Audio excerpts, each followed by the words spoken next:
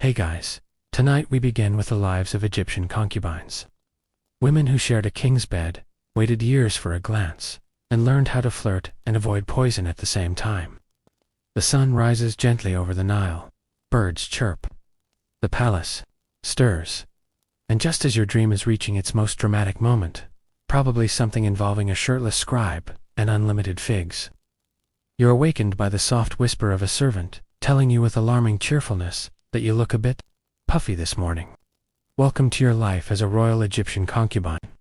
You do not sleep in. The pharaoh might not visit today. In fact, he might not visit ever, but that doesn't matter.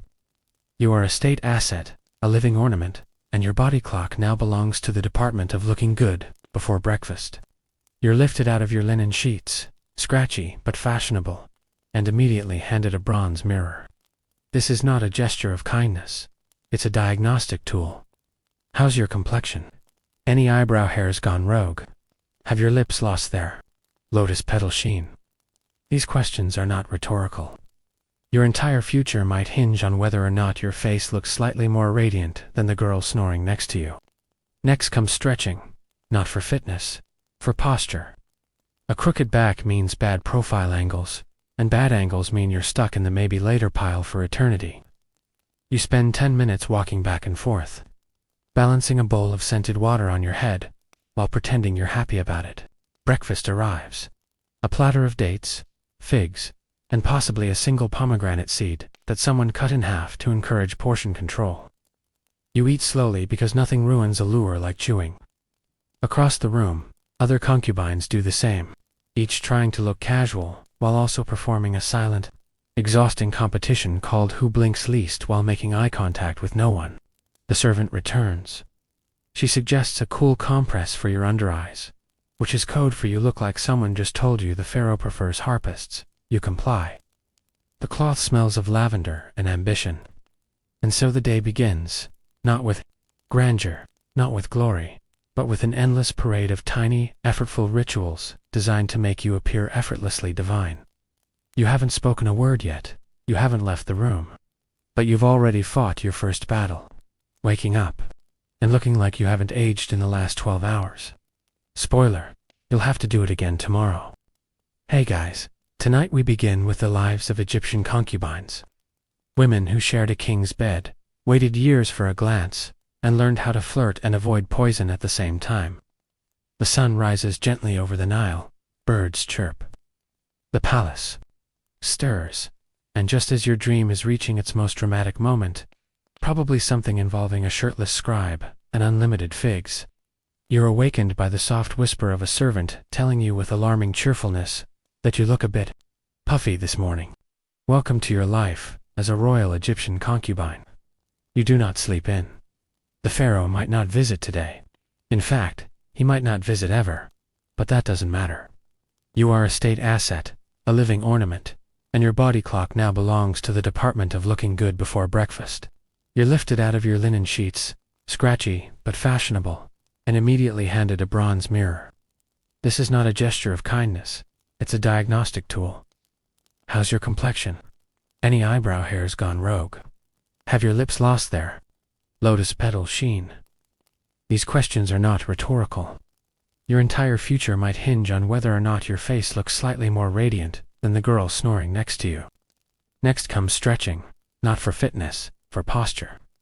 A crooked back means bad profile angles, and bad angles mean you're stuck in the maybe later pile for eternity. You spend 10 minutes walking back and forth, balancing a bowl of scented water on your head, while pretending you're happy about it. Breakfast arrives. A platter of dates, figs, and possibly a single pomegranate seed that someone cut in half to encourage portion control. You eat slowly because nothing ruins a lure like chewing. Across the room, other concubines do the same, each trying to look casual while also performing a silent, exhausting competition called Who Blinks Least while making eye contact with no one. The servant returns. She suggests a cool compress for your under eyes, which is code for you look like someone just told you the pharaoh prefers harpists. You comply. The cloth smells of lavender and ambition. And so the day begins, not with grandeur, not with glory, but with an endless parade of tiny, effortful rituals designed to make you appear effortlessly divine. You haven't spoken a word yet. You haven't left the room. But you've already fought your first battle, waking up and looking like you haven't aged in the last 12 hours. Spoiler, you'll have to do it again tomorrow.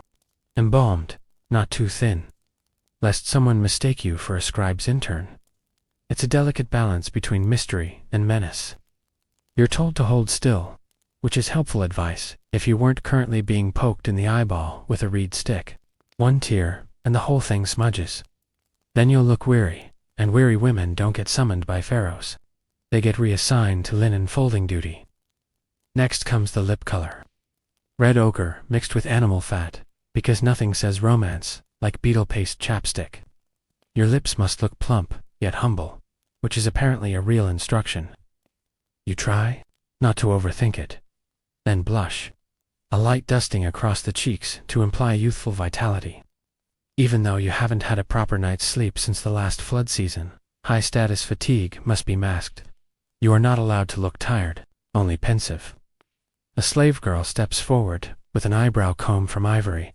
Eyebrows are shaped to reflect dignity, fertility, and possibly political allegiance. No one's quite sure anymore.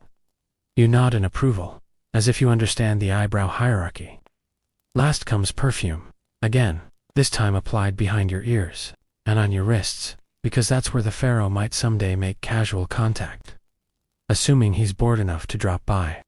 You're now beautiful, polished, and possibly flammable. You glance at yourself in the mirror. You look like someone who belongs in a tomb mural, offering lotus flowers to a god. All you need now is a god who's hiring. Once you've been bathed, buffed, oiled, shaved, painted, perfumed, and told you're glowing, but not as much as yesterday. It's time for breakfast.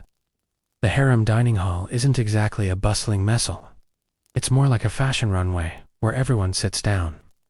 Dozens of women gather, dressed in semi-sheer linen that whispers, approachable but ambitious. They glide toward their low tables with the precision of a crocodile stalking a heron. Silent, slow, and absolutely sizing each other up. Your meal is elegantly minimal. A small plate of honeyed dates, 2 figs, and a dab of yogurt.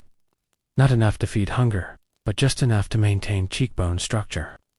You eat gracefully with 3 fingers, only because apparently forks are still 1,000 years in the future, and gluttony is for widows and scribes.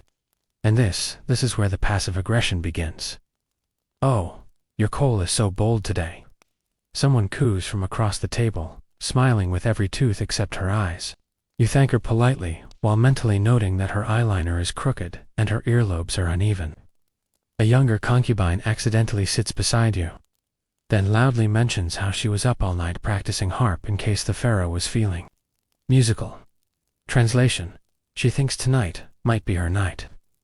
You smile, chew slowly, and let a single fig seed sit dramatically on your lip, like a statement of war. Whispers about who wept in the baths, who slipped into the astrologer's tent with hope and came out looking like she'd seen next year's death chart, who borrowed a vial of perfume without so much as a nod drift from table to table with honeyed malice. Everyone is trying to look serene, and everyone is failing. You manage your pace deliberately. Bite too fast, and you're labeled a glutton. Touch nothing, and you're a schemer. You maintain a careful rhythm, graceful bites, slow chews, each fig slice a practiced gesture of subtle power. Just enough movement to suggest health and humility, not enough to suggest desperation. Palm wine flows, but never fills, just a whisper, poured into shallow cups. Too much wine and someone might forget which story not to repeat in which ear. Breakfast closes not with laughter, but with ritual.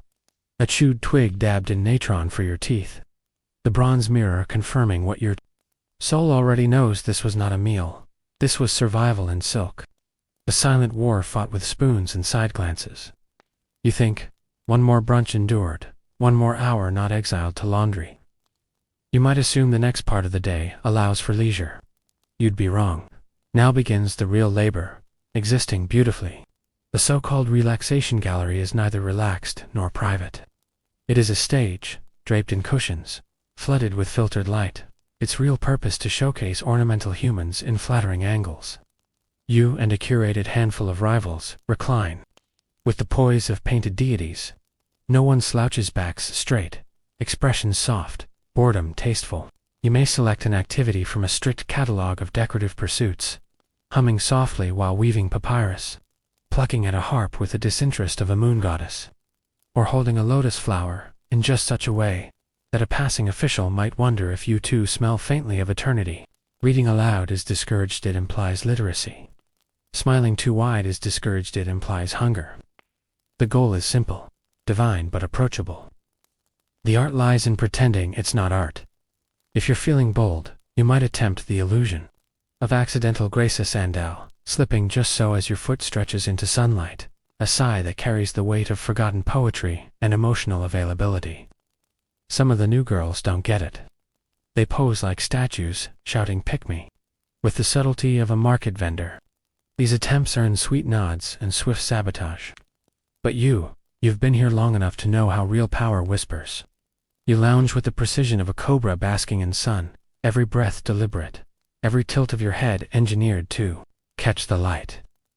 Occasionally, a messenger drifts by, pretending he isn't looking. You pretend not to notice.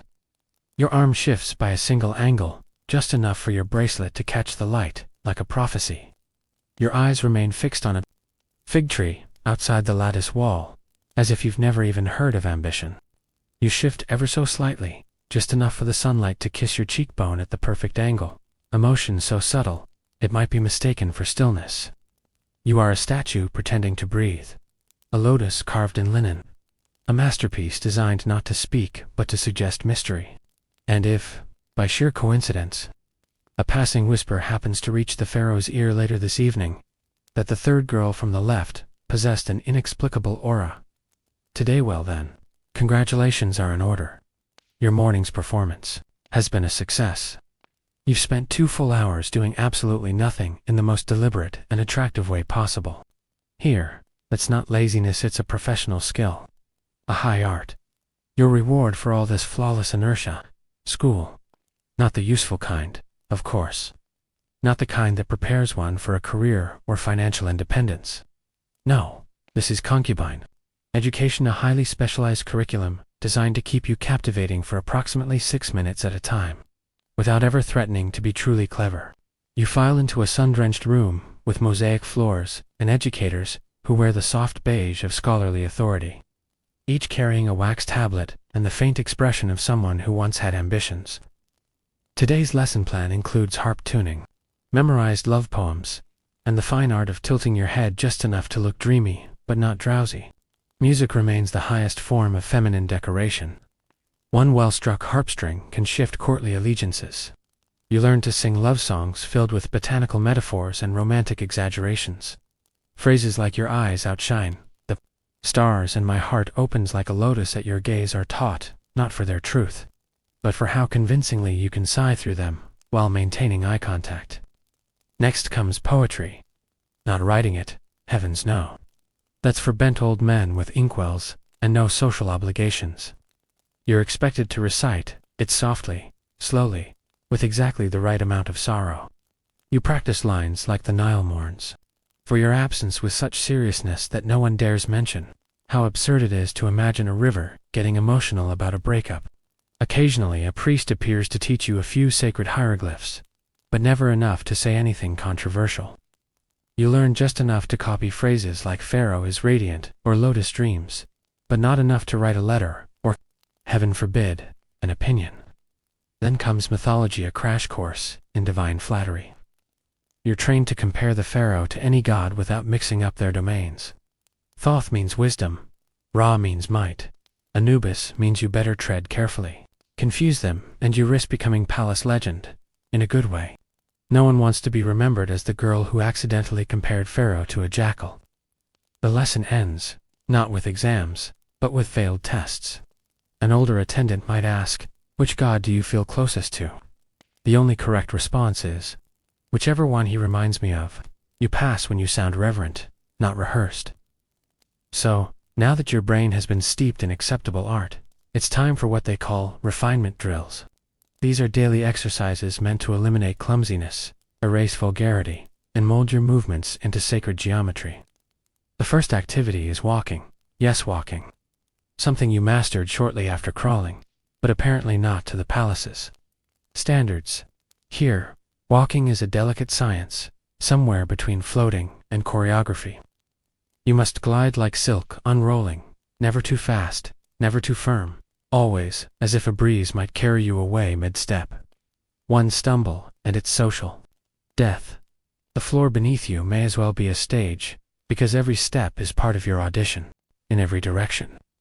Muted conversations drift like incense through the warm morning haze, fragments of idle chatter about who teared up during the cleansing ritual, who accidentally borrowed someone's scented oil, and who emerged from the astrologer's tent with a suspicious glint of optimism.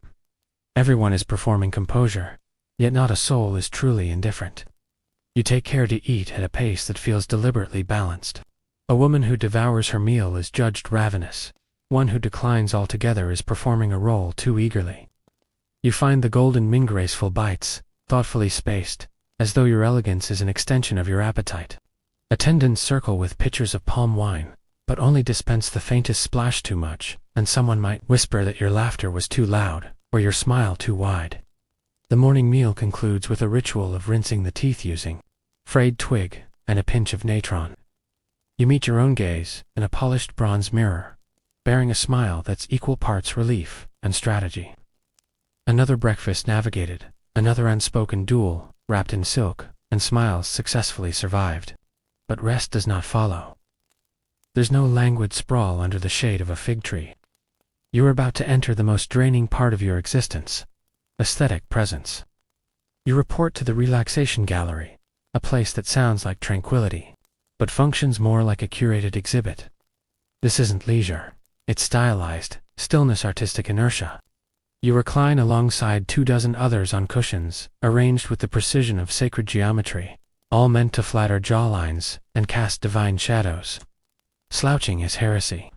Your spine must whisper of royalty, your pose should radiate fertility, and your facial expression should suggest a divine ennui that teeters just short of self-awareness. You're allowed a menu of activities, as long as each one fits within ornamental boundaries. Reading aloud is too intellectual. Plucking a harp, perfect. Sniffing a lotus blossom while gazing toward the horizon with gentle melancholy, applauded. Everything is designed to whisper, heavenly, but available. If you're feeling particularly bold, you may attempt what the older women call accidental grace, a sandal slipping off during a gentle stretch, or a thoughtful sigh that suggests a mind lost in questions too lovely to name. These moments must appear accidental, yet are rehearsed to an almost religious degree. Some of the younger girls still get it wrong. They arch themselves into attention like prayer offerings, and radiate desperation as if Pharaoh might appear. On cue, their theatrics earn thin smiles and immediate judgment. You, however, have long since learned the truth. The goal is not to look like you're performing, but to perform the illusion of effortless transcendence while tracking every whisper in the room. Occasionally, a scribe or a steward passes through. You never react. You shift just slightly into the light, subtle enough to be accidental, visible enough to be unforgettable. You are not merely reclining. You are a still life in motion, a lotus frozen mid-bloom, wearing woven linen and the patience of stone. And if word trickles upward that the third woman from the left exuded mystery today, then well done. You've successfully executed 2 hours of ornate nothingness. In this gilded prison, that is not laziness. It's ambition, rebranded as stillness. You know the rules by now. Names are never spoken, only implied through smirks and sideways glances, through the scent trail left in a hallway or the specific angle someone tilts their chin while sipping wine they're not supposed to enjoy, the one with the heavy perfume, the tall girl who always looks like she's about to sneeze. Everyone understands. Everyone nods. No one ever says what everyone already knows, because in the harem, truth isn't said, it's performed, and the true veterans of this velvet war don't speak much at all. They listen, because in a place like this, real gossip isn't just entertainment, it's survival. It's currency. If you happen to know the pharaoh prefers honeyed wine over date wine, you're holding a coin of influence. If you overhear which priest his mother doesn't trust, congratulations, you've just acquired a form of insurance. So you speak, yes, but carefully. If you say too little, you're forgettable. If you say too much, you're a cautionary tale waiting to happen. All it takes is one misstep, one unfortunate word about someone's eyeliner or posture, and suddenly you're accused of offending a goddess and find yourself demoted to folding ceremonial napkins for girls who smirk at you while pretending not to. The truly advanced ones, the quiet types, who always seem to know who's been crying or who's been gifted a new anklet. They're the real danger. Some of them keep little wax tablets tucked away, like prayer books, not diaries. No, that would be sentimental. These are tactical observation logs, coded records of flirtations, favoritism, and who coughed during the harp solo, a spreadsheet of betrayal written in beeswax. And then there's the forbidden dance of double gossip. That delicious moment when someone whispers a secret about someone who already whispered that exact same thing to you last week, but with a different spin. That's when you know you're no longer in the realm of petty rumors. You're playing palace chess. One wrong word, and you're the pawn. One right word, and suddenly you're bishop, gliding diagonally through a room of queens. There's only one rule: never gossip about the pharaoh, ever. That's not ambition, that's suicide. But the other concubines, oh, they're fair game. In fact, to avoid it would seem suspicious. You're simply doing your civic duty, really, contributing to the moral hygiene of the palace. And by the end of that hour, your hour of lounging with poise, collecting tiny weapons disguised as facts, you've learned more than poetry class ever taught you, and you've made eye contact with 3 potential future enemies. That's what we call a productive morning. But all the whispering and strategizing fades when the hour arrives. The one you've been dressing for, preparing for, pretending not to care about. The moment when you might possibly be summoned. It's the grand irony of your daily routine. The highlight of every concubine's day is not an event. It's a maybe. A suspenseful silence dressed in perfume and hope. And to be clear, he probably won't come. The pharaoh is likely busy somewhere, discussing irrigation channels with men who smell like papyrus, or sitting cross-legged listening to musicians with names like Henu, the flatulent. But that doesn't matter, because you still have to pretend like he might. You're led to the waiting chamber, which sounds serene until you realize it's essentially a pageant disguised as a lounge. Gilded walls, low cushions, the scent of frankincense twisting through the air like judgment. You take your place among the others, all arranged in the same 3 poses. Serene, but alluring. Restful, yet radiant, and absolutely pretending not to care. You select a spot near the window, because the way the light hits your cheekbone has been carefully tested in private. Not that you've rehearsed this. Of course not. The fruit bowls are refreshed. The air hangs thick with restraint. A servant enters, and every head turns, not sharply, just a graceful tilt of curiosity. Is she summoning someone? No, she's just replacing figs. But for a brief second, everyone silently wonders if their grape placement looked royal enough. You shift position every 15 minutes. Not for comfort. Comfort is a vulgar concept here, but to ensure your legs don't go numb in the event that you're suddenly summoned and expected to glide like moonlight. Some of the girls hum softly. Others pretend to read love poems they've written themselves, which is either tragic or commendable, depending on your mood. One girl sits near a potted palm tree, practicing the art of wistfulness, and you rehearse looking surprised but deeply grateful, just in case your name is actually called. Because in this place, your life can pivot on a breath, on the subtle lift of a finger, or the direction in which a servant steps. You're not waiting. You're performing the idea of waiting, and it is exhausting. The waiting never really ends. Even when it's over, it lingers like perfume in a closed room, or the echo of silk brushing against stone floors. But eventually, someone is called. Not you, of course. A girl with braids, like coiled snakes, and a laugh too loud for these halls. She rises, feigning calm, though her fingers twitch at her sides. The rest of you watch without watching, your eyes blank with false serenity. Envy is too obvious. Delight is dangerous. You simply blink, slow and measured, as if you'd barely noticed she's gone. But her absence is like a sudden gust through a curtain. It changes the room's shape. For a moment, The rest of you sit straighter. Recalculate. Someone always gets called, and someone always doesn't. Today, you are the second someone. The girl with perfect cheekbones is not. And that means something. Or maybe it doesn't. The meanings change hourly here. You return to your chambers eventually. Not summoned, but not forgotten either. That's important. Obscurity is more fatal than failure. At least failure is visible. You strip the outer robes from your body with silent fingers, layer by layer, returning to something like your true self. Though who even remembers what that is anymore? The mirrors don't show truth. They show the shape of effort. Of mornings spent rehearsing smiles. Of afternoons studying posture. Of evenings whispering the precise angle of a rival's eyebrow arch. You lie on the cool stone floor for a while. It grounds you, literally. The earth is the only thing in this palace that doesn't lie. The stone is ancient and indifferent. It doesn't care whether you're summoned or overlooked, whether your eyeliner was crooked or your laugh too sharp. The stone doesn't gossip. You respect that. Eventually, a servant arrives.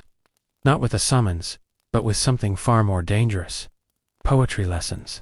Every week, you are expected to write verses for the pharaoh, as if your soul were a scroll to be unrolled at his leisure. It's not that he reads them. He might, probably not. But still, you write. Because not writing would be a statement, and statements are terrifying things. So you take the reed pen and ink, and sit beneath a lattice window, letting the light fall across your hands as you write words you don't believe about. Love, you don't feel for a man you don't know. You use the metaphors you're supposed to. Rivers, stars, figs, the moon. You rhyme eternity with destiny like everyone else. You include a line about his strength. Something about lions or mountains. But you slip in one phrase. Quiet and sharp.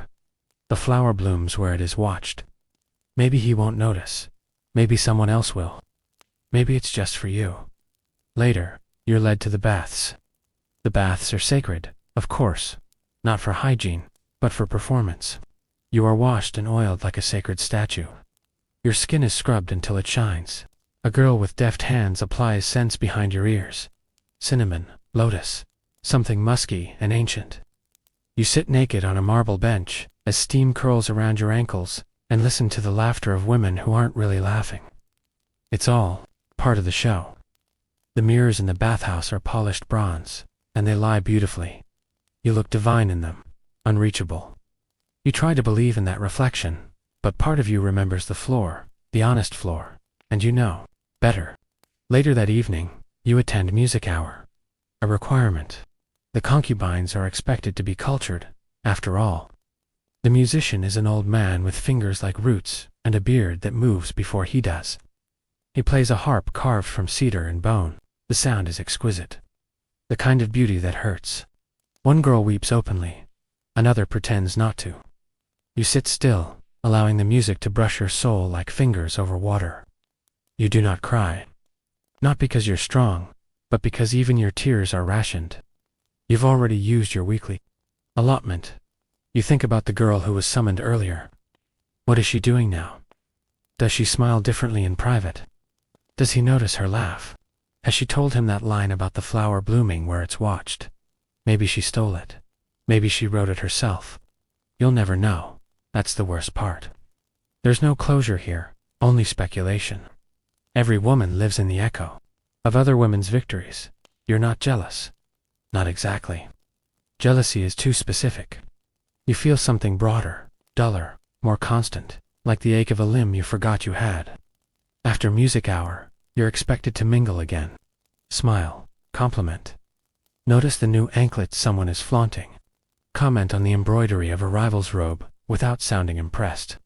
You navigate it all like a dancer on a thin rope, one step at a time, never looking down. Someone spills wine on your sleeve. You forgive them instantly, publicly, with a laugh. Later, alone, you remember that moment and store it away. Everything means something here. Even the stains. Even the laughter. Even the pauses. That night, you lie awake in your chamber, staring at the carved ceiling as moonlight slides across your bed like a secret. The palace is silent now, but your thoughts are loud.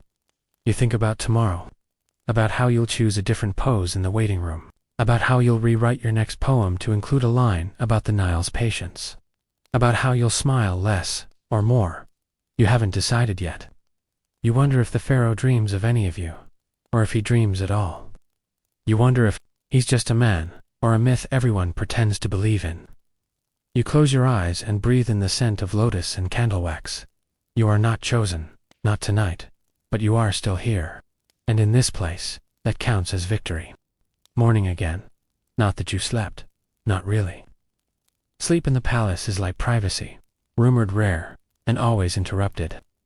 The birds begin before the sun does, and the servants follow right behind, trailing incense and instructions. Your body remembers the rhythm before your brain does. Stretch, bathe, rouge the cheeks, line the eyes, rehearse the smile. You do it all with the precision of ritual, because that's exactly what it is. Not just preparation, not vanity. Worship, not of the pharaoh, not entirely, but of the game, the performance, the chance. Because as long as you're flawless, there's still the possibility of being seen, noticed, picked. It's the unspoken prayer of every concubine. And so you paint yourself accordingly, not for who you are, but for who you might become. The first hour is spent with the others in the sunroom. It's not as glamorous as it sounds. The cushions are worn, and the light is harsh. But this is where alliances are formed and fractured over bowls of pomegranate seeds. The girl with the gold-threaded sash says something too loud. Everyone hears it. No one responds. That's worse than argument. That's social exile in real time. You say nothing, but make a mental note. She's spiraling. There will be an opening soon. Maybe you'll take it. Maybe not. Later, the calligraphy tutor arrives. He's not handsome, but he has the kind of voice that makes you want to listen. He reads lines from ancient love songs, as though they were prophecies. He tells you to write your feelings, as though that's safe to do. You hold the brush delicately between your fingers, and write only lies, lovely ones, about longing, devotion, the curve of a jaw that could launch ships. You choose your words like a priest chooses offerings, carefully, politically. One mistake, and the whole thing burns. Afterwards, he compliments the spacing of your glyphs. You murmur your thanks, but you don't smile. Smiles are coins, useful, finite, not to be handed out without calculation. Around noon, the whispers begin again. Someone heard that someone else was caught sneaking a date fruit out of the offering bowl. Another says that last week's summoned girl returned with bruises that weren't from passion. You pretend not to listen, but you hear every word.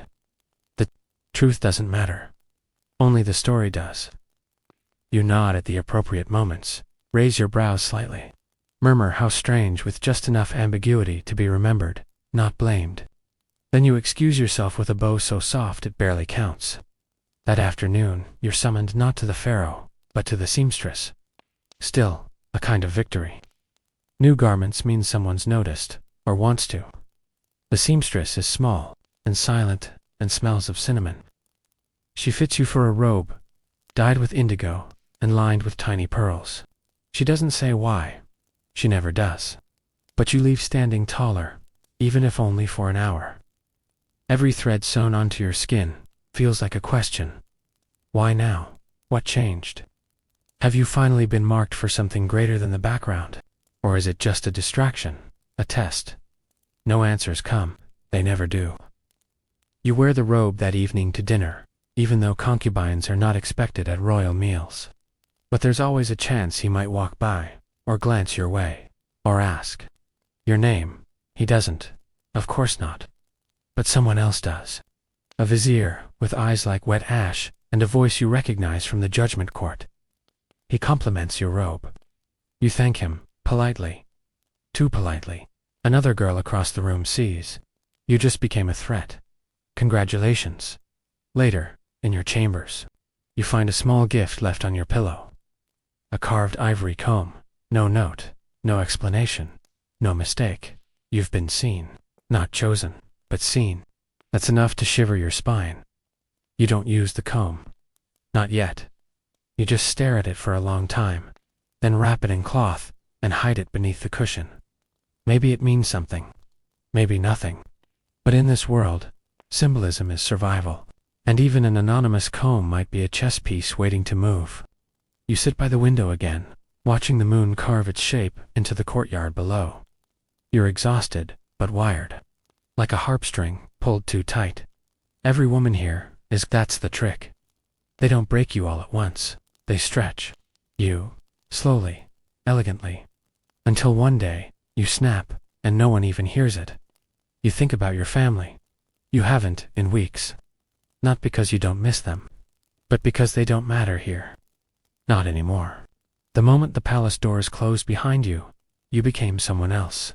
Not a daughter, not a sister, a concubine, an ornament, a whisper with eyes. You lie back and exhale.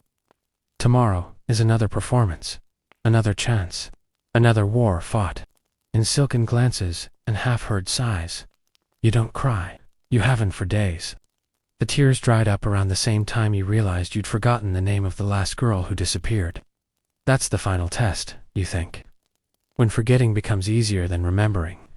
When the silence feels safer than the song. But still, you rise again in the morning. Paint your face again. Compose another poem. Sit straighter in the sunroom.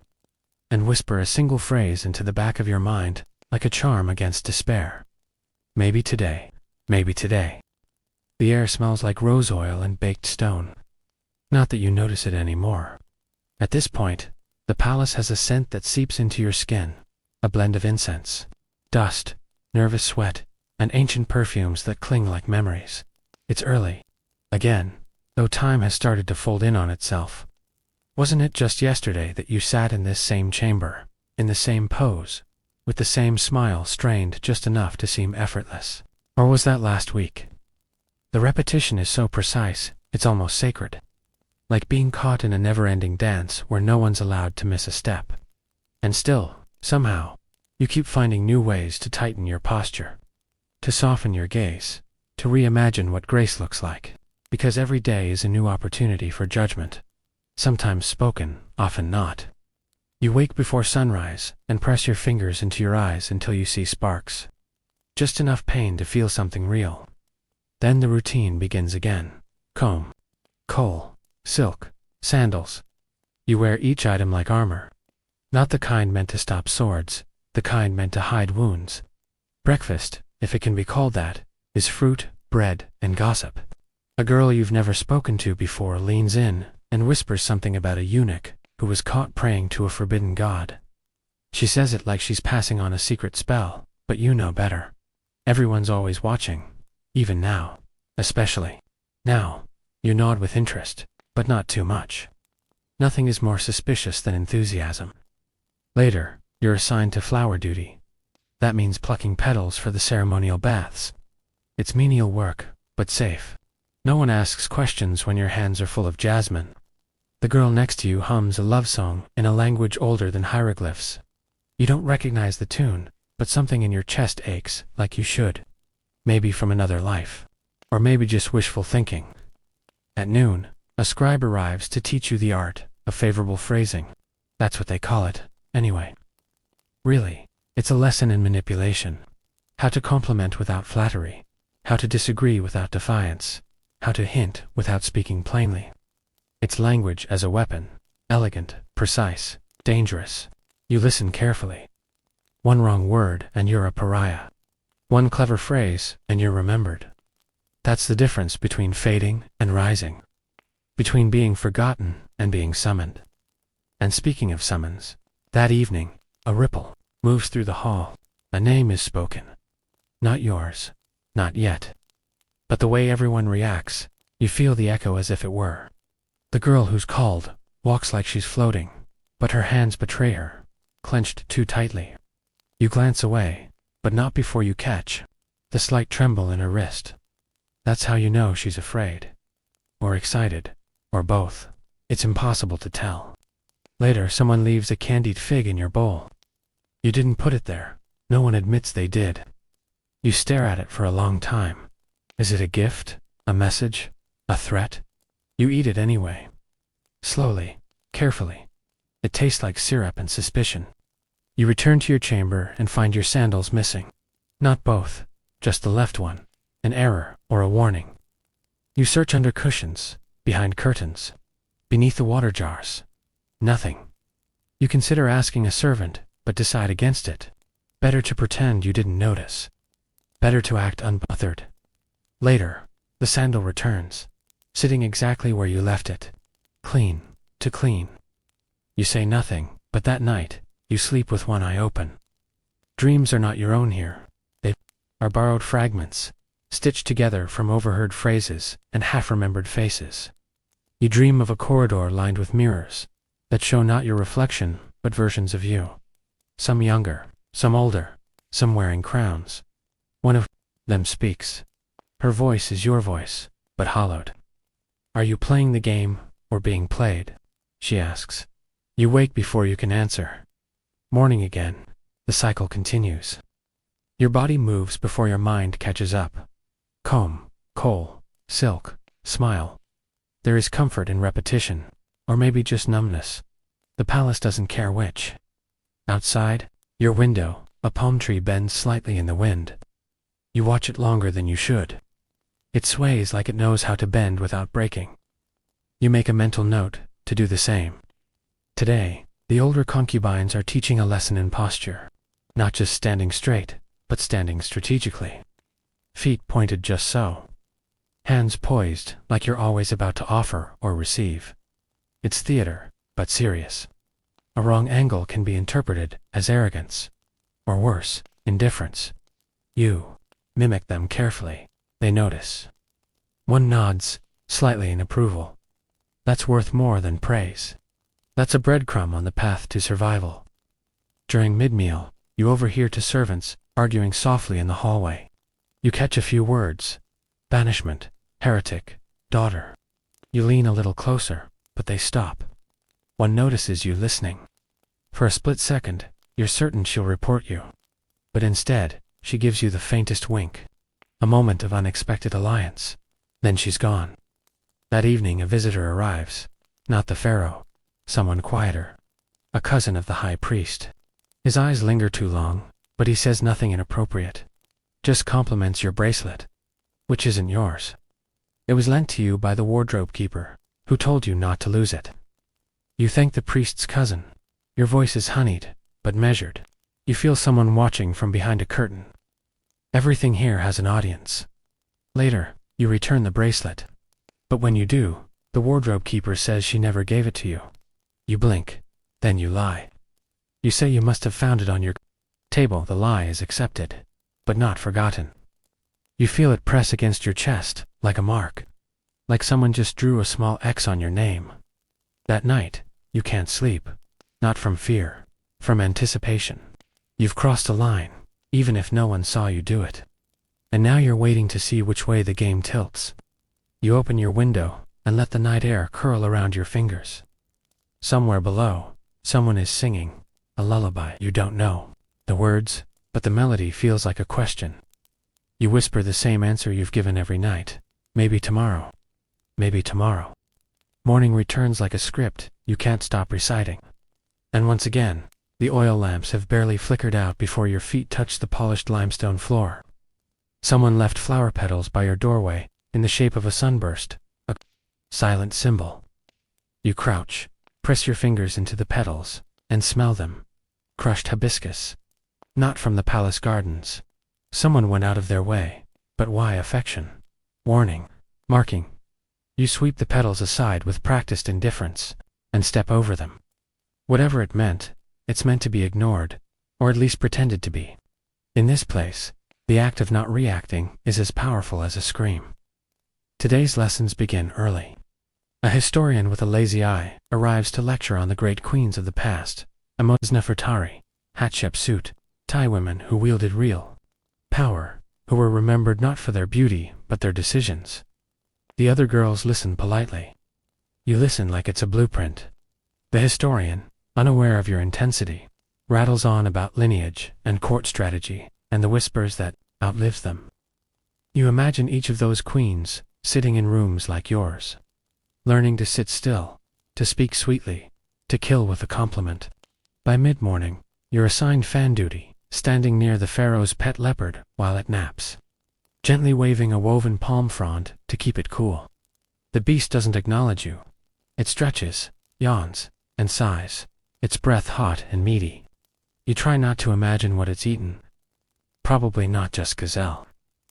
One of the concubines says it wants mull described for sneezing. You don't know if that's true, but you don't test it. You move the fan like it matters, like the air itself needs permission to exist.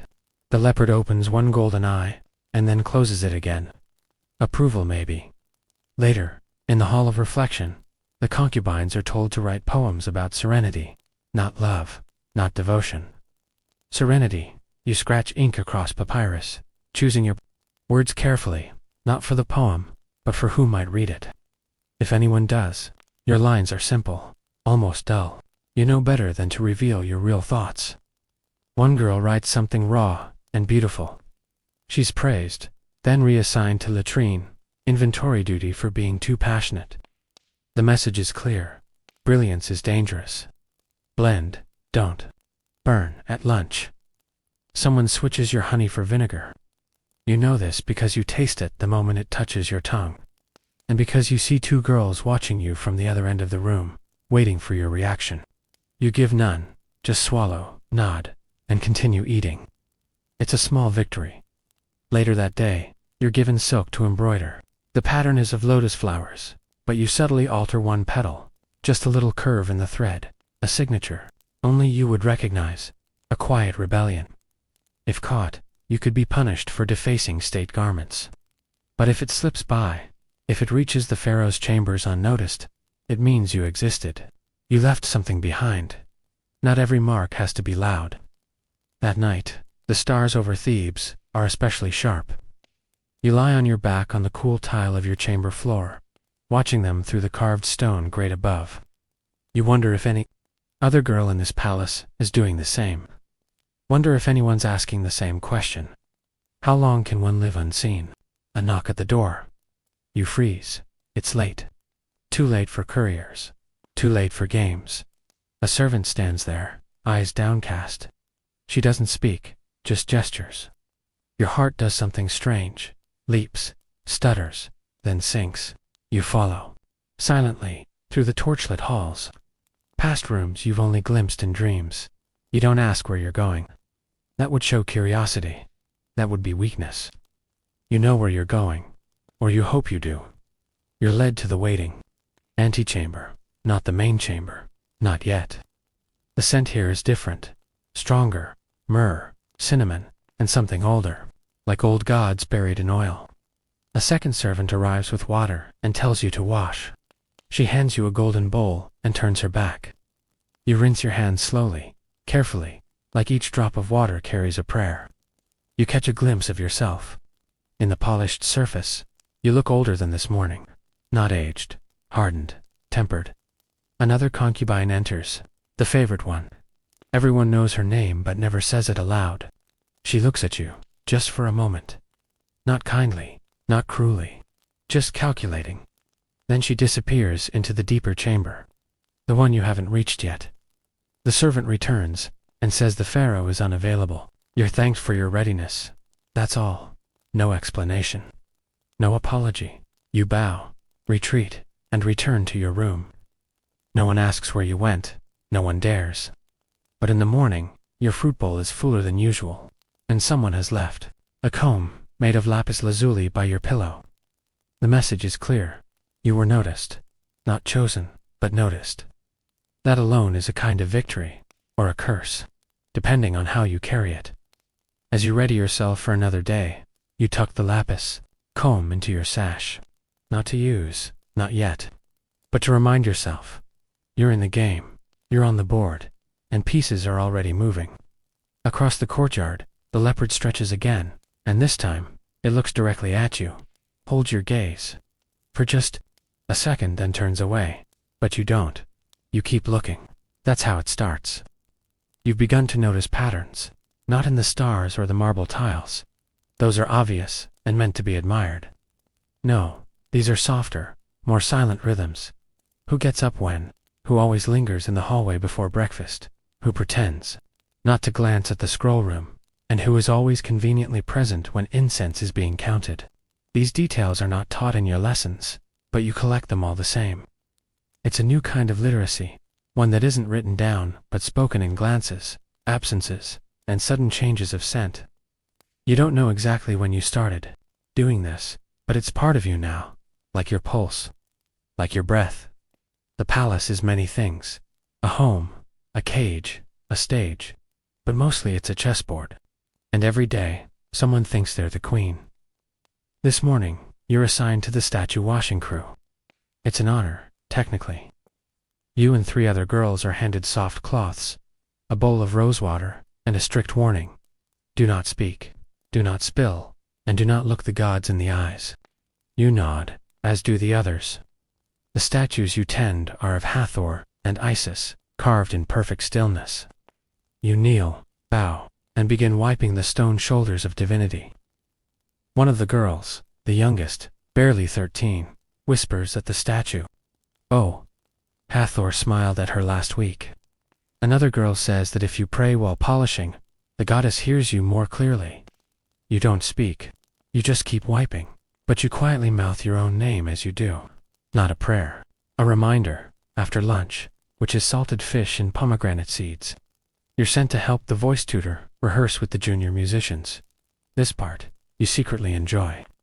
The tutor, a severe woman with a pinched nose, doesn't like concubines, especially ones taller than she is. She lets you sit in the corner and observe, which is fine by you. The harpists practice their scales. The flutists struggle with their breathing. One of the singers, a boy with eyes like chipped onyx, hits a note so pure that time seems to slow for a moment. You watch everyone's reactions. No one dares praise him. No one wants him to know he's good. Praise, in this palace, is a blade, better used carefully. Afterward, as everyone packs up, the boy walks by you and drops a piece of folded papyrus. He doesn't look at you. You wait a minute before picking it up. There's no message, just a sketch, a single eye drawn in thick ink, staring straight ahead. You smile slightly. He's warning you, or maybe inviting you to see what he sees. Either way, it means something, and that means you have value. The afternoon is slow. Hot wind presses against the palace like a desperate animal. Servants drag heavy curtains closed. You're told to remain indoors. The women gather around the cool mosaic floor, and someone begins a story. It's the kind that starts innocently, a tale of a merchant's daughter and a forgotten necklace, but by the end, it involves a cursed ibis, 2 murders, and a forbidden kiss beneath the walls of Memphis. Everyone claps, gasps, and laughs, in turn, but you sit quietly, remembering the eye, remembering the lapis comb, remembering the slight curve you stitched into the lotus petal. You are surrounded by actresses. That's not an insult, it's a truth. Survival here depends on performance. You're getting better at yours. At dusk, the air cools just enough for the women to be led to the rooftop garden. It's one of the few places where laughter feels real. The garden is not large, just a patch of earth surrounded by carved stone walls, filled with blue lotus, henna bushes, and the occasional overgrown papyrus. There is a pool at its center, round and shallow, reflecting the violet sky. One of the girls dips her foot in and sighs. Another begins singing a lullaby she barely remembers. You stand apart, near the edge, looking down at the city. The lights below flicker like dying stars. Somewhere down there, someone is praying for rain. Somewhere else, someone is sharpening a knife. You wonder who they are. You wonder if they ever think of you. Probably not. The concubines aren't real to the people outside. You're myths, decorations, shadows behind silk. A high-ranking scribe arrives unexpectedly, flanked by 2 guards. He reads a list of names. 5 girls are to report to the scribal chamber. Your name is not among them. You see the disappointment in one girl's shoulders and the panic in another's eyes. Being summoned can mean many things. Translation, duty, ceremonial appearances, or even private performances for the vizier's guests. It's a lottery of possibility, and every prize has sharp edges. The girls vanish down the stairwell, and silence returns. You don't envy them, not tonight. Back in your chamber, You light a small oil lamp and unroll the papyrus sketch again. The eye seems to stare more boldly now. You turn it over, looking for hidden writing. Nothing. You smell it. Smells like ink and sweat. Real, not a trick. Someone wanted you to have this. You wonder what they're waiting for. If they'll send another. If they're watching now. You roll the sketch back up and tuck it inside your sandal, just in case. As the lamp flickers low, you lie down on your mat and practice your breathing. The breath is the one thing you still fully own. You let it fill you, slow and steady. Inhale, you are stone. Exhale, you are smoke. Inhale, you are the lotus blooming. Exhale, you are the hand that plucks it. You drift into sleep slowly, like silk unraveling. Just before sleep takes you fully, you hear something. Not a voice, not a word, just a shift in the air. A movement behind the walls. Someone is awake, someone else is breathing. And somehow, you know they're thinking of you. You don't know whether that's a blessing or a threat, but you know it means you're still part of the game. And in this place, that's everything. Morning comes the way it always does in this palace. Not with a sunrise, but with the scratch of sandals on stone, the clatter of copper bowls, and the scent of cardamom rising through the corridors like a polite accusation. You're up before the others, as usual. Not because you're eager, but because sleep never quite finishes its work. You sit up, stretch without fanfare, and begin your morning ritual. Palms pressed to the cool floor, lips moving without sound. You're not praying. Not exactly, you're remembering. Who you were, who you pretended to be yesterday, and who you might need to be today. Your name doesn't matter. Not here. But your timing does. Your silence, your smile. The way you tilt your head when pretending to listen. All these tiny performances, they are your weapons, your currency, your shield. Breakfast is and diluted beer. The kind no one enjoys but everyone finishes. As you chew, you notice the senior concubine, the one with the scar behind her ear, slip something under her sleeve. A folded parchment, a dried fig, you can't tell. But it's something, and that's enough. You store it in your mental vault of quiet observations, next to the girl who always scratches her wrist when lying, and the one who cries when she thinks no one's watching. All useful. Someday after breakfast, you're summoned. Not by name. Of course, that would be too easy. A servant gestures, nods toward the west corridor, and turns away before you can speak. You follow, barefoot and curious. The west corridor is rarely used, except by scribes and the occasional astrologer. The walls are lined with murals of birds, ibis, falcons, a particularly smug-looking heron, and the floor has a crack that no one ever fixes. You step over it, just in case. You're led to a room you've never seen. It's small, square, and humid. The walls are covered in woven mats. There are no windows. Just a low table and 3 chairs. 2 are occupied, one by a priest with a voice like dry wheat, and the other by a woman you've never seen before. She's old, older than any woman in this palace should be, her eyes like chipped lapis, and her fingers stained with ink. She doesn't introduce herself. She just points at the 3rd chair. You sit. They ask you questions, not about beauty, or poetry, or which oils you prefer on your skin. They ask about history, about the old dynasties, about the harvest calendar, about the names of the sacred crocodiles buried beneath the temple of Sobek. You answer carefully, not too quickly, not too proudly. The woman with the ink-stained fingers listens without blinking. The priest scribbles notes. You try not to shift in your seat. At one point, they ask if you can recite the 42 negative confessions of Matt. You can, but you deliberately misquote one. The one about stealing bread. The woman's eyebrow twitches, not in anger, in approval. After an hour, they dismiss you without ceremony. You leave, more confused than relieved. No explanation. Number. Reward. Just a door that closes softly behind you. You walk back to the women's quarters, slowly, tracing your own footsteps. By the time you return, the midday heat has thickened. Everything smells of jasmine and hidden sweat. One of the younger concubines is crying. Another is singing a lullaby about a dead cat. You nod at both, acknowledging but not engaging. In the bathhouse, you wash slowly. The water is cool and filled with crushed mint leaves. A servant pours it over your shoulders, and you close your eyes, listening to the splash. The whisper of cloth against tile, the giggle of two women gossiping in a corner. You don't join them, not today. Your mind is elsewhere. That room, that woman, those questions.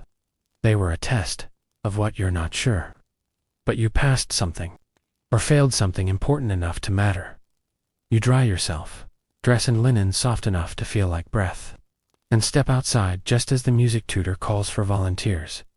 You don't move, but your name is called anyway, not your real name, of course, the name they gave you here, the name that fits like an expensive shoe. You go, you're handed a lyre. Told to pluck 3 chords, you do. The strings are loose, the sound hollow. But the tutor nods, approves. You're told to stay. The lesson is not about music. Not really. It's about memory. You're asked to learn a verse by heart, a love poem written for the pharaoh's grandmother. The language is archaic, the rhythm strange, but you learn it quickly, too quickly. The tutor smiles, but not at you, at something she's already decided. You're given a fresh scroll, told to copy the poem in your own hand, carefully, slowly, as if your life depends on it, and perhaps it does.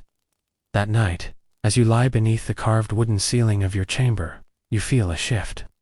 Not in the walls, not in the air, in yourself. A thread has been pulled, a curtain slightly lifted. Someone is watching you, not out of lust, but interest. And that's far more dangerous. You reach beneath your mat and pull out the eye sketch again. You stare at it, not searching for answers, just recognition. You whisper a single word, not your name, not the pharaoh's, not even the gods. Just the word, soon. And somehow you believe it. The next morning arrives not with a knock, but a silence thicker than usual, like the palace itself is holding its breath. You're already awake, of course. You've been lying there for a while, watching the patterns of dust swirl lazily in the shaft of light slicing through the high window. No servants pass, no footsteps echo. Even the birds outside seem unsure of what to chirp. Something's different. Not loud, not declared, but present. A shift in the gravity of things. You rise quietly, folding your blanket with deliberate care, each crease a distraction from the unease beginning to form in your chest. You don't dress in your finest linen today. You choose the soft yellow one, the one with the tiny stain. Near the hem no one notices, unless they're looking too hard.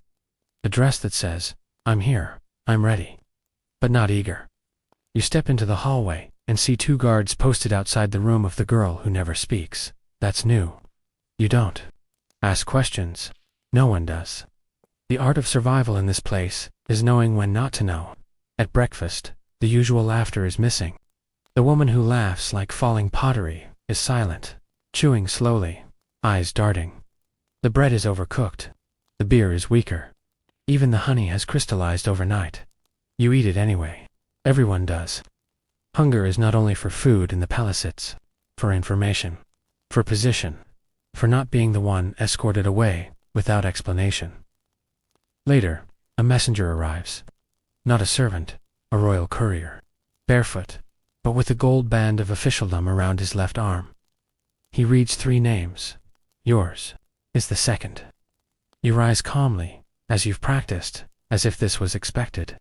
Internally, your heart ticks faster, but your face is a river calm, unreadable.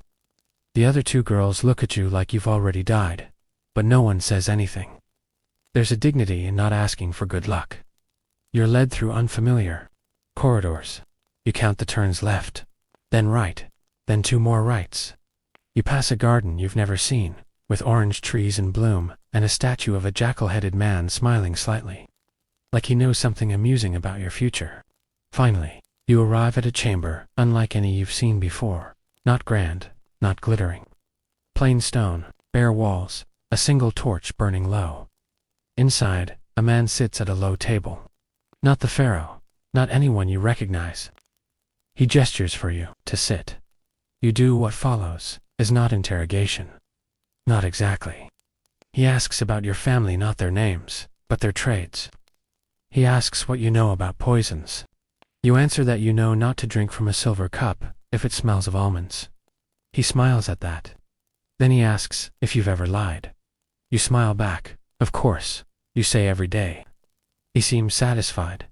He offers you a piece of candied fig. You eat it slowly, the sweetness filling the room with its quiet permission. Then he says the thing that changes everything. You're being considered. You don't ask for what. That would ruin it. But your spine straightens and your breath slows. Considered, a word that weighs more than gold here. He dismisses you with a nod, and you leave without turning your back, walking backwards until you reach the door, as is proper when leaving a room of consequence. Back in your quarters, the girls pretend not to look at you, but they do. You feel it. Your name, your given name, not the palace one buzzes in your bones. You lie down, eyes open, watching the ceiling again. This time, the patterns in the wood seem to shift, not physically, just meaningfully, like they've decided to start telling a story you're only now ready to hear. That night, no one is summoned, a rare occurrence. The girls drift into uneasy sleep, their faces turned away from one another like sunflowers at midnight. You stay awake, sitting at the edge of your bed, tracing your finger over the invisible lines of that sketch tucked beneath your mat. You still don't know who drew it, but it knows you. You can feel it then, as the moon slants across the floor, like a blade of quiet silver. A sound, a soft knock, 3 taps, pause, 2 more. You rise, heart now loud in your chest. You walk barefoot across the cool tile and open the door. No one is there, but on the floor lies a stone, smooth and flat. On it, etched in precise lines, is a hawk, a symbol, not drawn, carved. You bend down, pick it up, and feel its weight. It's heavier than it should be. You tuck it inside your dress and close the door. No dreams visit you that night, only symbols and silence. You wake up with the hawkstone still under your pillow, heavy and cool like a second heart. No servants come in. No one brushes your hair. No one lays out your dress. That absence alone is louder than any trumpet at court. The palace has a rhythm, a routine like breathing, and when it skips a beat, you feel it in your bones. Something is happening. Not above you, not beneath you, but around you. The other girls eventually rouse, one by one, but there's no clatter, no idle chatter about who tripped in the bathhouse, or who blinked too much during morning prayers. Just soft footsteps and darting eyes. The silence is crowded. You dress yourself and act, usually reserved for punishment or travel. You choose green today, olive, and deep like river moss. Green is hope, or so they say. But it's also camouflage. You don't do your hair in full, just a quick braid knotted tight at the back. You look at yourself in the polished bronze mirror and realize you no longer look like someone waiting to be chosen. You look like someone who's already heard something. Down the hall, you hear faint arguing, male voices, clipped and low. Then the sound of something breaking. You sit perfectly still on your stool, waiting for someone to open the door and say your name again, but no one does. Instead, a letter arrives, slipped under the door, like something forbidden. Not a scroll, not papyrus. Fabric, a handkerchief, embroidered with a single red lotus. The thread smells faintly of clove. No message. But it's a message all the same. By midday the silence is lifted, but not by joy. Servants reappear, polite, rushed. They say nothing of what's happened, but the bread is stale, and the fish is dry, and no one is refilling the water basins. One of the concubines, a loud girl with laughter like goat bells, asks too many questions. That night, her room is empty. Her name is not spoken again. In the evening, the high priest visits. That's rare. He doesn't enter the women's quarters usually, but today, he does. He blesses the chamber, burns resin, mutters something in the old tongue, and leaves without looking anyone in the eye. That's when you realize this isn't about ceremony. This is about omen, something unseen, but deeply felt. The other girls begin to speculate, in hushed knots by the walls. They say the pharaoh fell ill. They say a spy was discovered. They say the stars are out of line.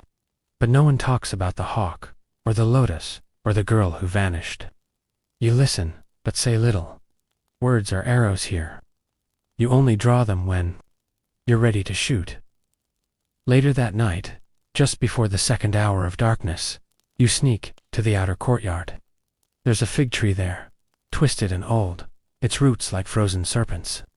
Beneath it, the stone from last night feels warm, now, as if it remembers the sun. You kneel and press it into the earth gently, half buried but not lost. A signal, a reply. You don't know who you're replying to, but you know they're watching. When you return to your room, something is missing, not an object, a presence. The girl with the quiet hands and the scar near her elbow, she's gone too. No one saw her leave. Her bed is made, her sandals still tucked neatly underneath, but her silver hairpin, the one shaped like a fish's, snapped in half on the floor, deliberate that night. You dream of a hawk flying over the Nile, its shadow falling across the water like a crack in the world. In the morning, the summons comes, but not from the pharaoh. A woman, this time tall, veiled voice, like falling cloth. She doesn't give her name, but she knows yours. The real one, not your court name. That alone makes your breath stop for half a second. She leads you through a corridor you didn't know existed. Cool stone, lanterns shaped like eyes. The chamber at the end is circular, with 7 pillars and no windows. Only one chair. She gestures for you to sit. Then she speaks. You have been seen, she says. You have not looked away. You nod. You don't trust your voice right now. There are 3 paths, she continues. One leads to favor. One leads to exile. One leads to the truth. You must choose without knowing which is which. She extends her hand. In it, 3 objects. A grain of barley, a strip of linen, and a flake of gold. No instructions. No riddles. Just a choice. Your hand hovers. The barley means life. The linen means death. The gold means temptation. You choose the linen not because you want death, but because cloth binds wounds and wraps the bodies of kings. It speaks of endings, but also preservation. The woman closes her hand around the other 2, nods once, and disappears through a wall that wasn't a door a moment ago. You sit there alone for a long time. Eventually, a breeze flows through the chamber and blows out the lanterns. The next morning, if you can call it that, because the concept of time has begun to feel like a riddle carved in wet clay. You wake not in your chamber, but on a soft pallet surrounded by tall reeds. Not the swampy reeds of the Nile's edge, but symbolic ones, lacquered and perfumed, designed to evoke the idea of wilderness without risking a mosquito bite. You're in a different wing of the palace now, one reserved for the ones who've crossed some invisible threshold. You sit up slowly, unsure of how you got here. Your clothes have been changed. You're wearing white linen, crisp and simple, the kind usually worn by temple acolytes or messengers from the dead. It's flattering, but more importantly, it's anonymous. Whoever you are today, it's not the same girl who played the harp 2 nights ago, or braided another woman's hair in quiet envy. There's no mirror in this room. No bronze or polished silver to remind you who you are or were. Instead, there's a scroll lying on a stone table beside you, rolled tightly, unlabeled, sealed with wax bearing no royal emblem, just a single thumbprint. You break it without hesitation. Inside, a list of names. Not many, maybe a dozen. Some you recognize instantly: concubines, priestesses, even a singer, with teeth like ivory. Others you've never heard of. Beside each name, a symbol, a lotus, a scorpion, or a blank space. Your name is there, of course, marked with a scorpion. A low chime sounds, and the reed doors open. Not with servants or guards, but with silence. The woman from the chamber, the veiled one, enters again. Still no name, still no ceremony. She places something in your hand, a curved knife made of obsidian, razor-thin, featherlight. Not for killing, for cutting, yes, but not flesh. Something more delicate. Something less forgiving. You will accompany me, she says. And you will not speak unless spoken to. And so you follow. Through narrow corridors with ceilings that breathe. past statues that seem to blink in your peripheral vision, through a library made entirely of stone tablets and shadows. Eventually you reach a chamber with no windows and no torches, just a bowl of glowing coals in the center. Seated around it are 5 people, 2 women, 2 men, and 1 figure too shrouded to guess. Their faces are lined with secrets, not age. You are told to kneel. You do. You are told to recite your dreams. You do. You are told to hand over the obsidian blade. You hesitate, but then you do. They examine the blade carefully, as if it carries your fingerprints in more ways than one. Then they nod, almost in unison, and the veiled woman places a small jar in your hands, sealed with tar, heavier than it looks. This, she says, is your burden. They don't tell you what's inside. They don't need to. You carry it like it might crack open with a single jolt. You are told to walk it to the temple of Thoth by sunset. Not before, not after. There will be no escort, no map. You are to be seen by no one. If anyone does see you, you are to vanish. Not run-vanish, so you walk, quietly barefoot, through the back passages of a palace you thought you knew, but which now unfolds endlessly, like a dream that changes every time you blink. You pass halls lined with jackal-headed guards who do not move, do not breathe. Or maybe they do, but only when you're not looking. You pass murals that seem different than yesterday's, if someone touched them up overnight to include new figures. One even includes you, faintly, near the corner, holding a jar. You reach the temple just as the sky turns the color of raw meat. No fanfare, just the sound of sandals on polished stone. You place the jar at the foot of a statue of falcon with 1 cracked eye. You bow low, as instructed. And as you rise, you notice a smear of red beneath the statue. Not paint, not clay, blood, dry, but recent. A priest appears, face obscured by a jackal mask. He picks up the jar without a word, and disappears, behind a hanging curtain. That's it. That's all. You walk back alone, heart thudding like a drum beneath wet linen. And when you return to your room, the new room, the scroll is gone. The reed walls are swept clean. But on the table is a new object. A wax tablet with 3 symbols etched carefully into its surface: scorpion, flame, and beneath it, a single line. You are now a witness. That night, no one speaks to you. Not the other girls, not the servants, not even the moonlight that filters through the geometric lattice above. But in the deepest part of night, you feel something shift, in your chest, in the air, in the story. You realize you haven't thought about the pharaoh in 3 days. And that, somehow, is the most dangerous part of all. The next morning, if that word still has meaning in a place where time seems to drift like incensed smoke, you awaken to find your door already open. Not wide, not inviting, just cracked enough to suggest you're expected elsewhere. You don't wait for a summons. That was the old way. The concubine who waited, the girl who arranged her fruit bowl just so. She's gone now, or at least hidden beneath layers of wax and ritual and quiet whispers. You rise, dress in the same white linen that no longer feels foreign, and step into the corridor without hesitation. No one stops you, no one nods, no one blinks, but you feel watched all the same. As though the palace has eyes. Not the people, the stones themselves. The painted gods on the walls. The hieroglyphs that twitch in the corners of your vision. You follow the hallway past familiar chambers that now feel like echoes of a life you half remember. The courtyard where girls once whispered about perfume and pillow rankings is silent. The lotus pond drained, the frogs gone. You turn toward a part of the palace no one ever spoke of. A wing with no stories, no scandals, no gossip to grease the memory. Just a hall of doors. Dozens of them, all closed. All identical, except one. Yours, the door is not marked. Just slightly. Ajar inside is a single chair, a table, and a bowl of water. Sitting across from you is a man in robes, too fine for a priest, but too plain for a noble. His face is weathered but unlined, like leather dried in moonlight. He doesn't rise, doesn't speak, just gestures toward the chair across from him. You sit. The bowl of water between you is still, reflecting both of you, or neither of you, depending on how you look. Then he speaks. Tell me what you saw. Not what you did, not where you went, what you saw.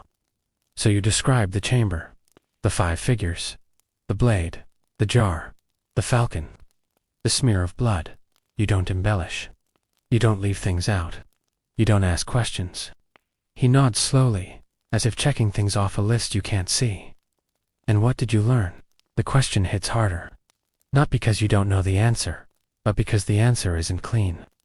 You learned that silence is louder than music. That power is passed in secrets, not scrolls. That survival means more than being chosen. It means being useful without becoming visible. You say none of this aloud. You just meet his eyes and say, I learned what I was meant to. He studies you a moment longer, then reaches into his robes and pulls out something that should not be possible. A mirror, bronze, polished to near glass. He sets it on the table between you and taps it once with his finger.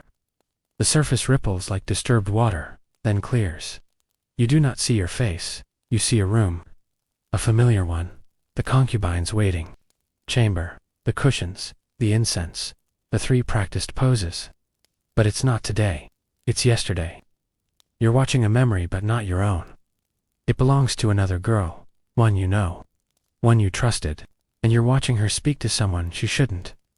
A servant with no rank, no name. She hands him a note. He slips her something small in return. You don't see what, but it disappears too fast to be innocent. The mirror clouds. Then, clears again. Another scene. Another girl, crying alone. But not because she's sad, because she's relieved. She's holding a carved token wood, shaped like a lion's paw. She hides it in her sleeve. Again, it shifts. Another, then another. One by one, the lives of the others laid bare, not in shame. In strategy, the man finally speaks. They call you concubines, lovers, decorations, but that was never the whole truth. You are witnesses. Each of you, recorders, vessels. And some of you will go further. You want to ask further where, but you don't.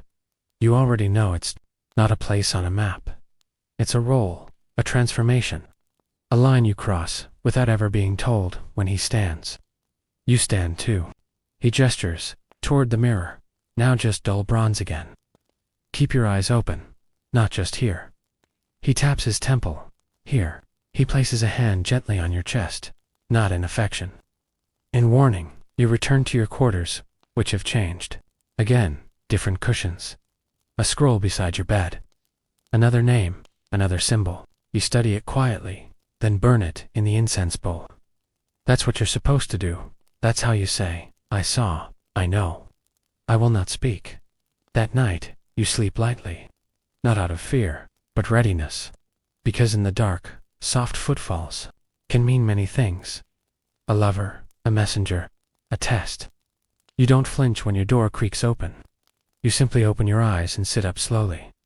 The figure in the doorway doesn't speak, but they don't have to. You recognize the silhouette. The girl who always looked like she was about to sneeze.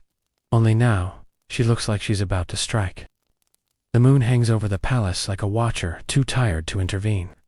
Its light barely touches the edges of the sandstone, but still, it's enough to cast thin shadows that feel too tall for the bodies that make them. She enters the room with steps too careful, too choreographed to be innocent. The girl who once stifled sneezes and lingered near incense burners now stands. Like someone who has learned the rhythm of blood, how to hear it in others, and how to quiet her own. She doesn't speak, neither do you. There's a language older than hieroglyphs that lives between concubines and silence, in where the eyes go, in what remains unsaid, in how far apart the feet are planted. She places something on your table, a cloth, folded twice. You don't need to ask what it is. You can smell the ink through the fibers. Another scroll, another assignment, another tether to a deeper underworld that exists beneath the silk and gold and perfume of the upper palace. But unlike before, there's no messenger, no coded instructions, just her eyes on yours. That's the briefing, that's the oath, that's the deal. You take this, and you don't return it. You act, and the path opens. Or you hesitate, and it closes. You open it slowly. There's a name you recognize. Not, well, not intimately, but enough. A visiting priest from the outer provinces. Too ambitious, too chatty, too curious about things not meant to be questioned. His tongue has been noticed. Your task is not to cut it. This isn't that kind of story. It's subtler than that. Your task is to change what it speaks. To tilt the truth just enough that it falls like water in a new direction. Before you look up, she's gone. The door didn't creak. Her footsteps didn't echo. You could almost believe she was never there. But the cloth remains, and so does the scroll. The palace changes at night. It becomes its truest selfless color, more shape, less noise, more intent. You wrap the scroll in your sash, tuck it like a charm, and slip into the corridor. You don't wear shoes. You don't need to. The marble is cool, the dust thin. Every concubine learns to move without sound, but few ever learn to move without presence. You do now. You're not one of them anymore. Not just a girl waiting in, cushions for fruit bowls and flattery. You pass the musician's hall, empty. Echoes of zithers still hanging like cobwebs. You pass the court scribe's chamber. Their lamps still burn. Always working, always afraid to be behind. You note the patterns of sandals left in ash at the threshold. Someone came in angry, left in a hurry. You could tell a whole story just from the prints if you wanted, but tonight, the story is elsewhere.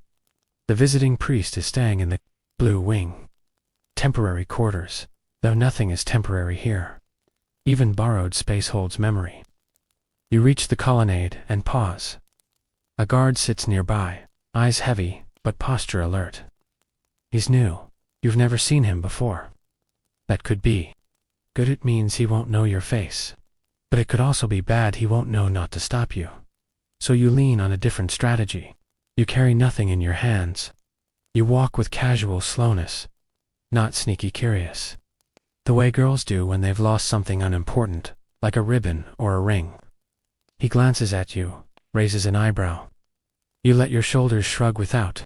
Moving your mouth, he blinks, then looks away. You're just another forgettable girl. That's your armor now. The priest's chamber is marked by a reed mat and a brass lion figurine above the lintel, both signals you were told to watch for. You wait until the guard shifts in his seat, scratches his neck. That's your window. You step inside. The room smells like foreign oil myrrh and something sour, maybe goat butter. He's not here. That's good. You don't want to be seen. You place the new scroll beneath the one already laid on his reading table. Not hidden, not obvious. Just enough overlap that he'll believe he mixed them up himself. The ink on your scroll mimics his own. Same dialect. Same signature strokes. Someone has studied his handwriting.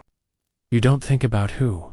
Before leaving, you notice a cup, half full, still warm. He's nearby, closer than you'd like.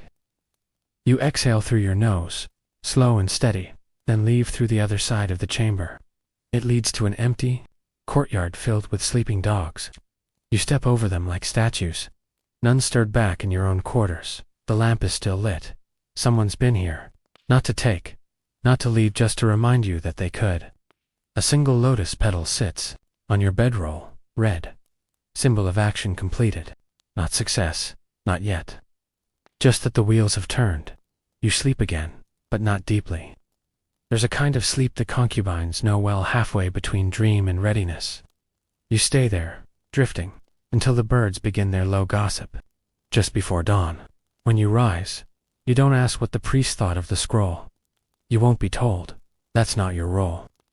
Your job is to tilt the world slightly. Just enough. Let others think gravity did the rest.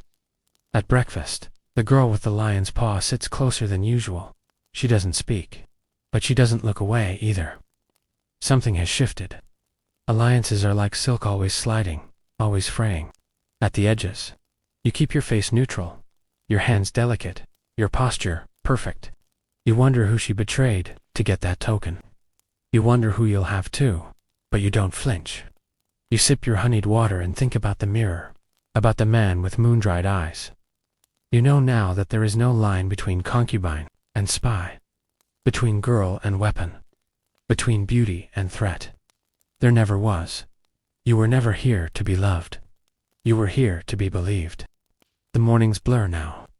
Not because they are the same, because they are too different. Every breakfast carries a tremor, like the hour before a thunderstorm. Even the honey tastes more metallic. Even the fruit bleeds to red.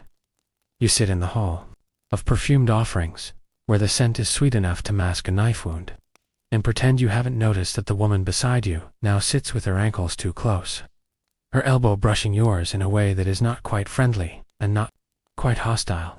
It's a new arrangement, this closeness, not intimacy, surveillance. One of you is reporting on the other, perhaps both. You smile with your eyes, because that's what concubines do when they know they're being watched by someone who used to be a friend. A new girl arrives before the sun finishes rising. She's barely more than a shadow draped in gold-threaded linen, her shoulders bare, her eyes wide in that naive, tragic way that says, "I think I'll be different." You watch her curtsy too low, her bracelets clinking like chains. No one tells her not to. No one warns her that too much eagerness draws the wrong kind of attention. Let her learn. The palace educates better than any tutor. She cry in the bathhouse within 3 days. She stops smiling in 7. And by the end of her first full moon, she'll know how to poison a rival using nothing more than crushed lotus seeds and a slow smile, just like you did.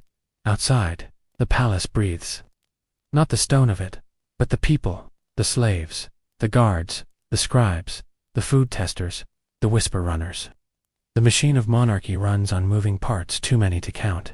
And somewhere, deep in the underlayers of that machinery, your name has been marked, not spoken, not inked, just noted. Like a breeze that moves against the direction of the wind. You are not invisible anymore. The eunuch with the crooked pinky finds you near the fountain of Sekhmet. He doesn't say your name, doesn't bow. He just hands you a roll of silk dyed red, a message, a direction, a dare.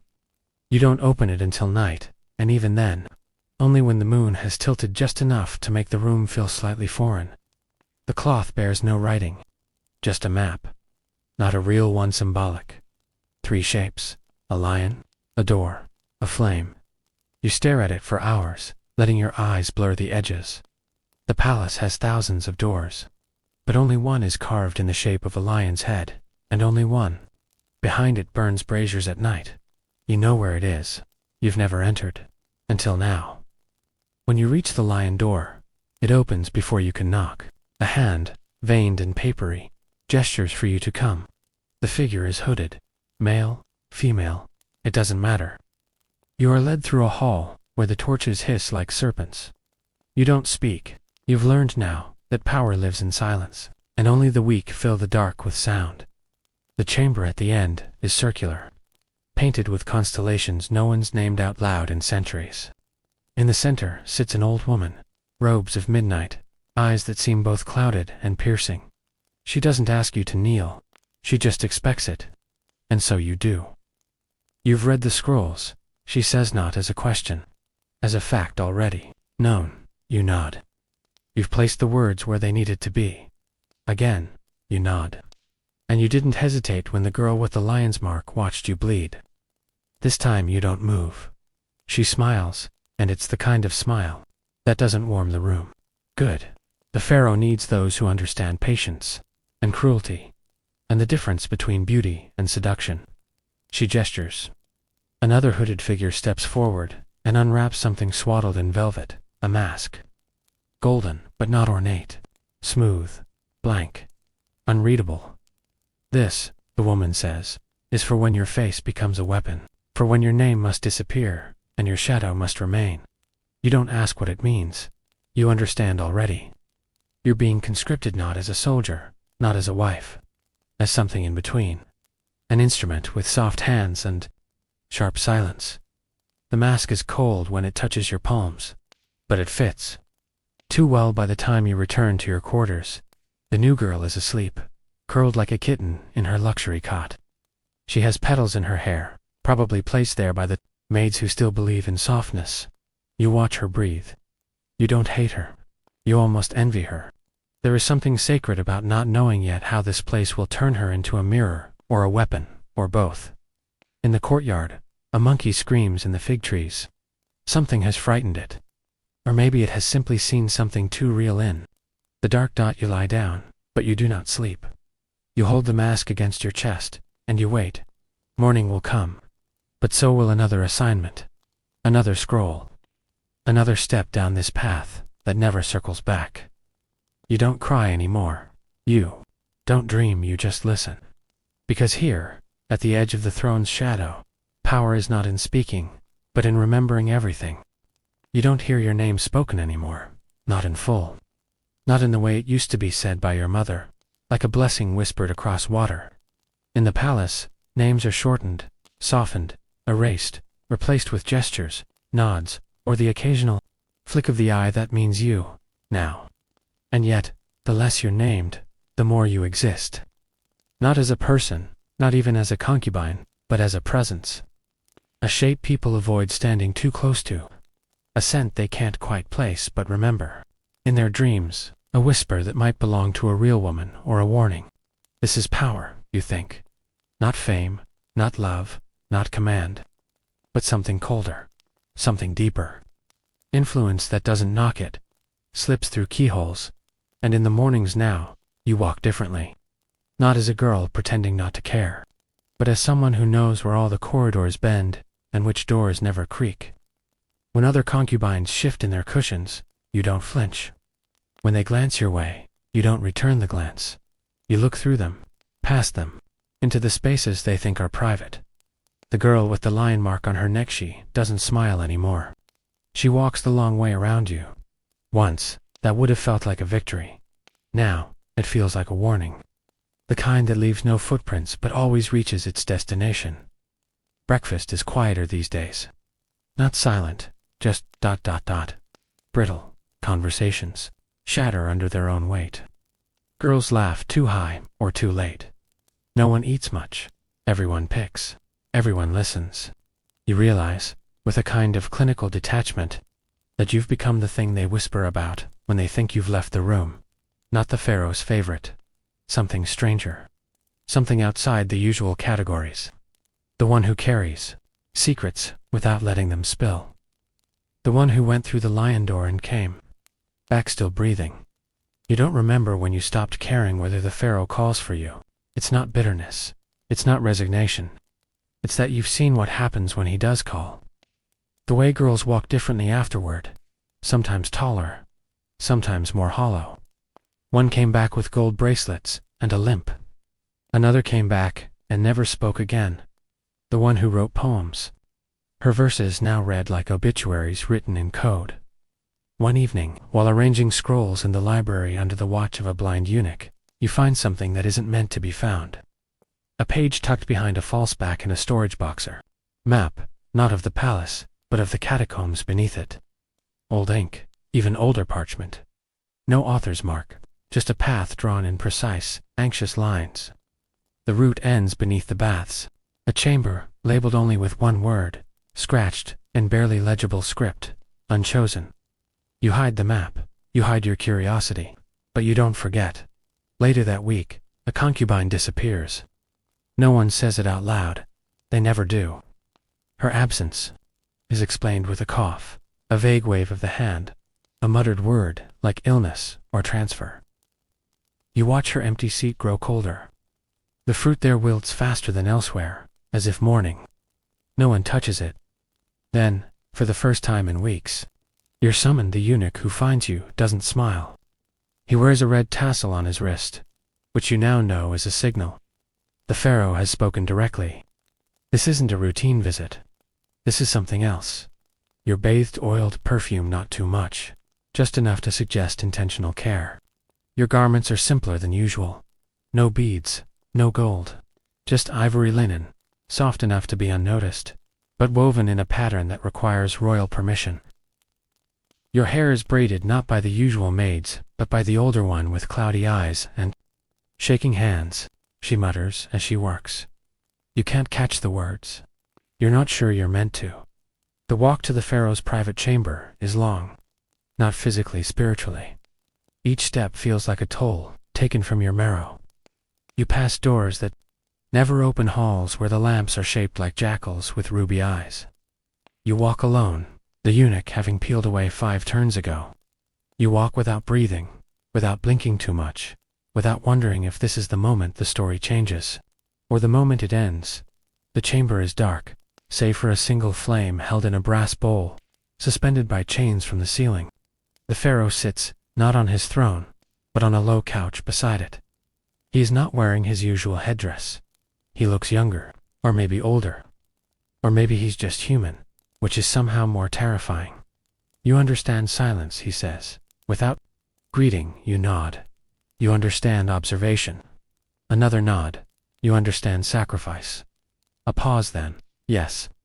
He looks at you with eyes that have seen cities burn, and girls vanish, and gold melt under heat no one speaks of. And then he says, there is a place beneath this palace. You've seen the map. You don't ask how he knows. He knows everything. You will go, he says. You will not return until the task is done. You will not be seen. If anyone follows you, you will ensure they do not reach the door. Do you understand what that means? You do. He doesn't explain further. He simply rises, lifts a small object from a carved ivory box, and hands it to you. A dagger, shaped like a leaf, inscribed with a name that is not yours but could be. You leave without another word. You walk toward the baths. Past the sleeping quarters, past the kitchens, past everything that once defined your days. You do not say goodbye. You do not look back. The mask is in your hand, the map in your memory, the blade in your robe, and beneath your bare feet, the stones of the palace begin to hum. The stone beneath your feet grows colder with every step, not just temperature-wise, but in the way it begins to feel less like a floor and more like a threshold, like something old watching you pass. You've taken the West servants' stairwell, just like the map implied, not the grand corridors or ceremonial steps, but the route that doesn't get swept, the route where the walls sweat salt and the oil lamps burn crooked. The marble gives way to limestone, the limestone to raw earth. And before long you're walking inside the bones of the palace, where air tastes like candle wax and something else, iron maybe, or memory. You grip the handle of the small dagger the pharaoh gave you, but not for defense. You hold it the way a scribe might hold a pen before a forbidden story. The passage twists in angles that make no architectural sense, like it was carved not by builders but by people hiding from something above. The ceiling dips until you're ducking, then opens abruptly into a vault with walls blackened by ancient torches. On the left, a basin carved from basalt, still catching water from a thin, endless drip in the ceiling. On the right, a worn bench. On the wall ahead, the mark, a lion's head, scratched by hand, not chiseled, not painted, done in haste, but still angry. You press your palm to it, nothing happens. And then everything happens, a sound like stone unzipping itself, air rushing past your ankles, and a shape in the wall sliding open, not all at once, but like it's remembering how to move. Inside, pitch. Not the kind that comes from darkness alone, but the kind that feels like it has weight, mood, age. You step inside. You do not look back. There's nothing back there for you anymore. The tunnel you enter curves downward in a slow spiral. It's dry, but only barely. Every few feet there's another faded symbol, an eye with a line through it, a scarab drawn upside down, a hand missing its fingers, warnings, you think, or instructions, or maybe both. You pass them silently, the only sound your own steps and the faint swish of your linen robe dragging across dust that hasn't been stirred in centuries. Eventually, you reach the chamber. You know it because there's no door, no barrier, just a line of red ochre painted across the floor, as if even the builders didn't want to step inside. You pause. You breathe in through your nose. The air here is wrong to warm, too thick, like breath that never left a mouth. And yet you enter. It's circular, the size of a large tomb, and silent. Not the silence of sleep, but the silence of knowing. The walls are covered in tiny script, not hieroglyphics, but marks so fine they look like stitching. In the center, a dais with something on it. A bundle. No, not a bundle. A figure. A girl. Young, barely 13, maybe 14, sleeping. No, not sleeping, she breathes, but just barely. Her chest rises so slowly that you wonder if you imagined it. Her hair is black and floats, slightly, as if underwater. Her limbs are relaxed, her hands curled like a child's, and on her wrist, the mark. The same line you saw scratched into the wall. This is the UNCHOSEN. This is the one who was taken before the choosing ever happened. The backup, the insurance, or perhaps the original. Her presence is not a question. It is a fact. It rewrites everything you thought you understood. You approach slowly.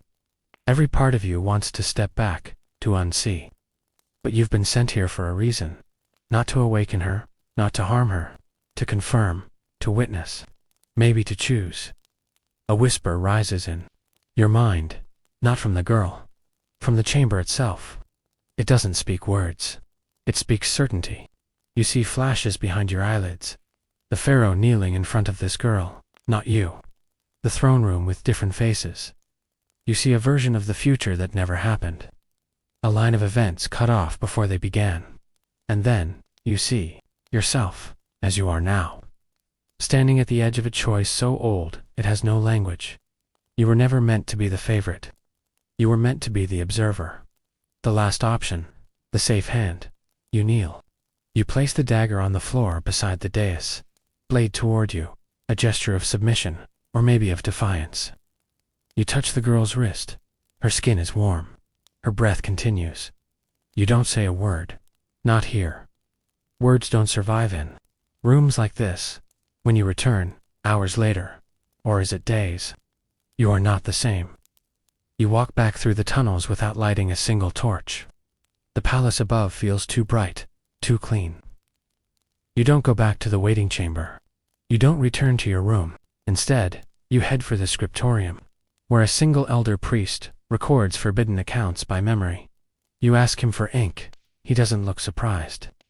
He simply hands you a jar and a fresh reed stylus. You begin to write, not poetry, not gossip, not tribute, but history. The kind no one ever reads until it's too late. You write what lies beneath the palace. You write the name that was never spoken. You write of the NCHOSEN. And when you're done, you fold the page 12 times, seal it with wax, and place it in the mouth of a statue shaped like Thoth. You don't wait to see what happens next, because you already know. You don't sleep that night. Not really. Your eyes close for a time, but your mind stays wide open, like a lamp left burning in an empty temple. You lie still on your cushioned mat, limbs carefully arranged like a funerary statue, heart louder than the harpists in the courtyard below. The other concubines slumber lightly around you, some snore. Others twitch in dreams too fragile to chase, but not you. You've seen something they haven't, something you're not sure they should. The events of the chamber are still unspooling behind your eyes, unwinding like silk soaked in blood. The girl, the breath, the mark, and the whisper. That wasn't a whisper. It wasn't a prophecy. It was confirmation. You thought the palace was a game. You thought the pharaoh's love was the prize. But that girl was no pawn. And neither are you anymore. At dawn, you rise with the others. You stretch, bathe, comb fragrant oil into your hair. You smile when appropriate, nod at the right conversations. You do not mention the corridor, or the chamber, or the girl with the sleeping lungs, because there are no words in any known tongue for what you saw down there, and because if you did speak of it, it wouldn't matter. No one would believe you, or worse, someone would. And then you'd have to answer for that belief with your life.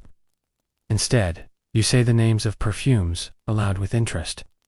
You compare sandalwood to lotus oil, and you try not to stare too long at the wall where you hid the wax-sealed scroll.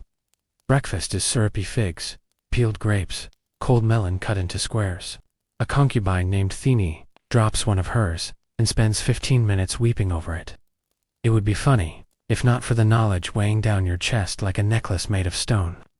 At mid-morning, you're summoned out by the pharaoh, but by one of the senior eunuchs. He leads you, wordlessly, through the halls, down past the painted courts, and between two carved pillars, where the stone is cooler and less judgmental. At first you think it might be the gardens, or worse, the scriptorium again. But then you see the drapes, the thick crimson ones lined with falcon feathers. You realize where you're being taken. The Queen's chamber. You've never been. In this room, most concubines haven't. It's not forbidden, technically, just unnecessary. The Queen is above you in every way, rank, bloodline, eternity. And yet here you are, standing on the sun-shaped rug in her receiving chamber, blinking in the scent of amber and myrrh, eyes locked on the golden sandals of the living goddess herself. She sits on a low bench, straight-backed fingers laced over a lap full of lapis. She does not smile. She does not invite you to kneel, but you do anyway. She waits, and then, in a voice older than her face allows, she says, "You've seen it." Not a question, not an accusation, just a sentence, a full one. You don't speak, you simply nod. Once she exhales through her nose. "Then we have a problem," she murmurs, rising slowly. Her headdress catches the morning light and bends it into a halo. Because only one of us was supposed to remember she existed. And now it's two. You swallow. The room is suddenly too small. "I was her once," the Queen says, softly. "Long ago, before the choosing was formalized. Before the rituals and the bracelets. I was brought up from nothing and handed to the pharaoh. Not because of blood or beauty, but because I knew. I saw the chamber. I felt the pull. And I said, nothing." She steps closer. Her perfume is like smoke and cinnamon. She's not supposed to wake, you know, not ever. She's a failsafe, a shadow. If the line breaks, she carries the memory. But if she wakes too early, the Queen trails off. Her face flickers. Everything ends. Still, you do not speak. The Queen studies you, then gestures toward the small alabaster table beside her. A roll of parchment lies there, along with a bowl of ink and a single golden stylus. "You'll write," she says. "Everything you saw, everything you heard, in your own hand, and then you will burn it." You hesitate, and then she adds, "You will forget it." This time, you speak. "I don't think I can." Her smile is sad. Neither could I. She turns away, and just like that, you are dismissed. The eunuch returns. He does not speak, either, but you can feel the weight of your silence as you walk back through the hall, a silence that's grown teeth. You don't go to the writing table. Not yet. Instead, you go to the colonnade. You sit beneath the vines and watch the Nile shimmer like a lie, too beautiful to doubt. And you realize the pharaoh is not the only one choosing. You have been chosen to. Not for love, not for ceremony, but for memory. And memory once opened does not close. You rise again at sunset. This time, you do write. You write quickly, truthfully, like someone pulling weeds in a field that will never grow flowers again. And then, just before the ink dries, you fold the page. Not into a scroll, not into a message, into a crane.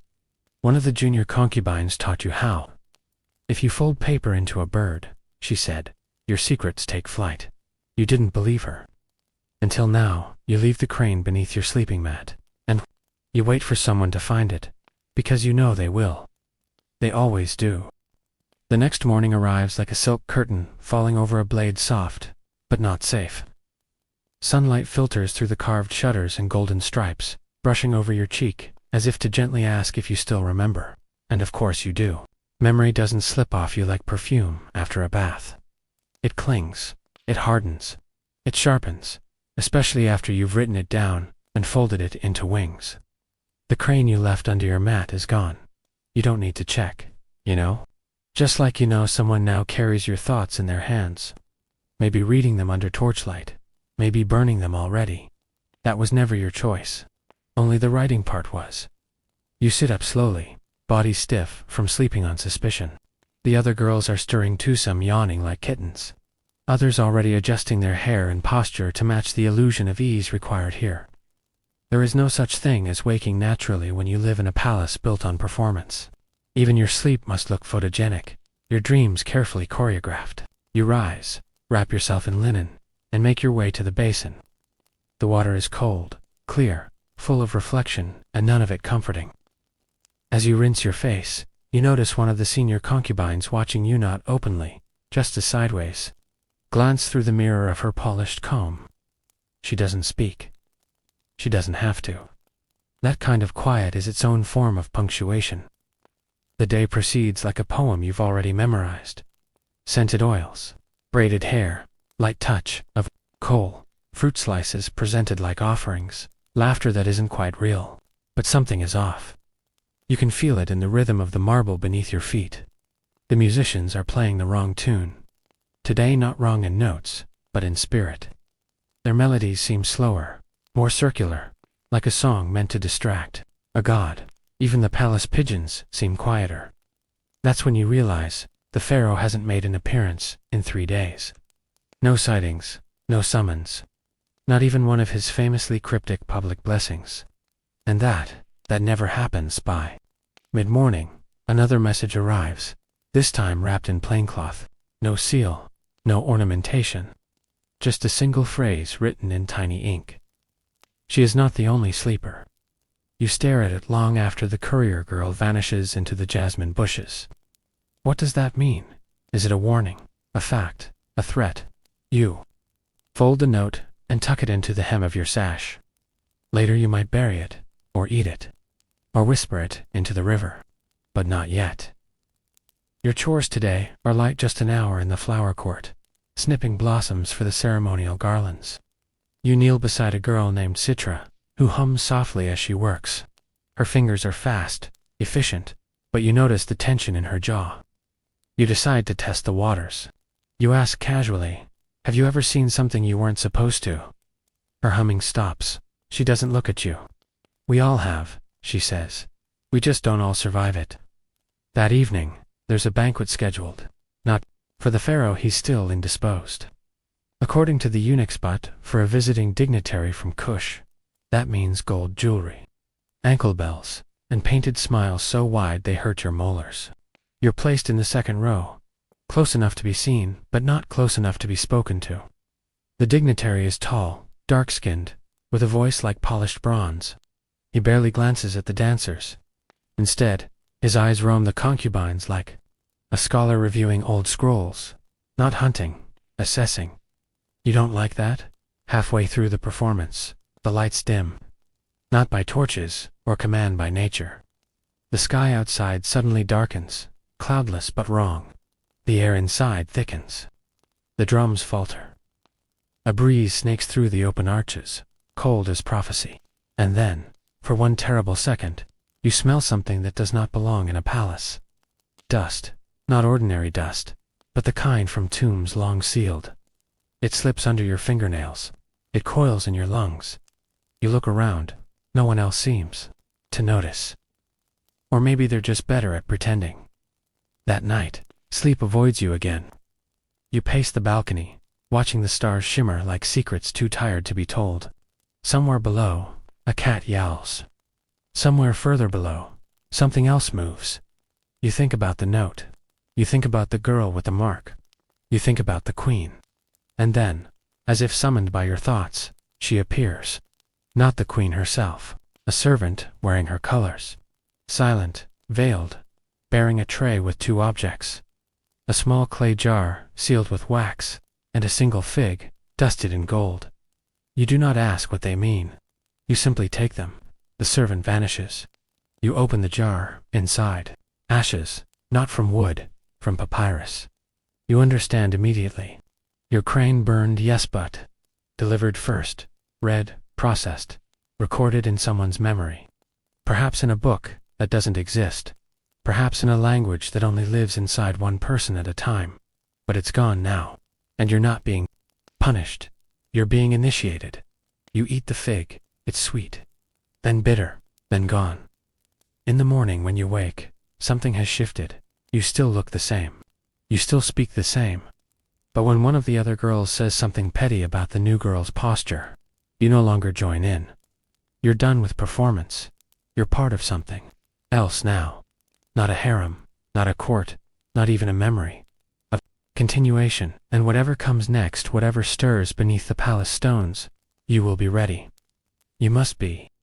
You don't remember falling asleep. Not exactly.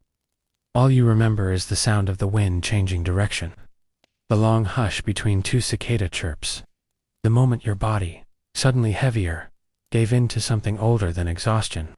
And yet, when your eyes open, you're already sitting up, dressed, feet placed neatly on the cool tiles, as if you've been waiting for someone to wake you. The sun isn't up yet, but the sky is bruising with light, a purple kind of warning. You blink once, twice, and realize the jar from last night is gone. No sign of it, no residue, no golden fig crumbs on your lip, just the faint smell of smoke. That doesn't belong to any lamp. You check your hands. They're clean, but they don't feel innocent. The other girls are still sleeping, draped over cushions like forgotten poetry, breathing softly, blissfully unaware that the script has changed. You cross the chamber quietly. You don't want to wake them, not out of kindness, but because it's better they think you're still one of them, for now. As you pass the mirror, you catch your own reflection. For the first time in months, you don't flinch. You look calm, not peaceful, not content. Just calm, like a sealed envelope. The corridor outside is empty, as it always is before sunrise. But someone has lit the torches early. Their orange glow shimmers against the sandstone-like veins beneath skin. You walk with purpose, but not urgency. You've learned that speed makes people notice you. Stillness lets you disappear. And this morning, you want nothing more than to vanish just long enough to see what others try to hide. Down the south corridor, past the mural of Ra slaying the serpent of darkness, there's a door that doesn't appear on any official map. You only know it exists because once, during a storm, you saw a servant emerge from it with a bruise under her eye and blood on her heel. She didn't see you. No one ever sees the quiet ones. You remember that lesson. You reach the door. It's open a sliver, not locked, not guarded. That's more alarming than comforting. You push it slowly, expecting a chamber, a tunnel, perhaps stairs, but it opens into a garden. Not a secret one now, you recognize it. The Queen's private herbarium, supposedly off limits, supposedly sacred. You've never been here, but the air smells like old wisdom and buried questions. Lavender, mint, a little rosemary, and beneath it all, ink. In the center of the garden sits a woman, not the Queen, too young. Too young, too still. She wears no makeup, no jewelry. But she holds a stylus in her hand like it's a dagger. She doesn't look up when you approach. She simply says, "The fig means you chose to see. Now you must choose to understand." You open your mouth, unsure of what will come out, but she speaks again. Before you can, do you know what the pharaoh dreams of? You shake your head. Sand, she says, every night. Endless dunes, and something buried beneath them that has teeth. You don't ask how she knows. That's not the point. She gestures to a scroll beside her, unrolled halfway. You glanced down and see words you've never seen before, written in a hand that is both elegant and hurried. It's not a story. It's not a prayer. It's a code. Names, dates, changes in weather, moments when the pharaoh paused mid-sentence. It's surveillance dressed as scripture. You've been recruited, the woman says simply. You'll receive no title, no robe, no praise, only tasks. Why me? You ask. She finally looks at you. Her eyes are mismatched, one brown, one so pale it's almost white. Because you listened. Because you watched. Because you never once believed the lie that beauty equals safety. She rises, places the stylus in your hand. It's heavier than it looks. Your first task is to continue pretending you know nothing. Gather what they speak of when they think no one listens.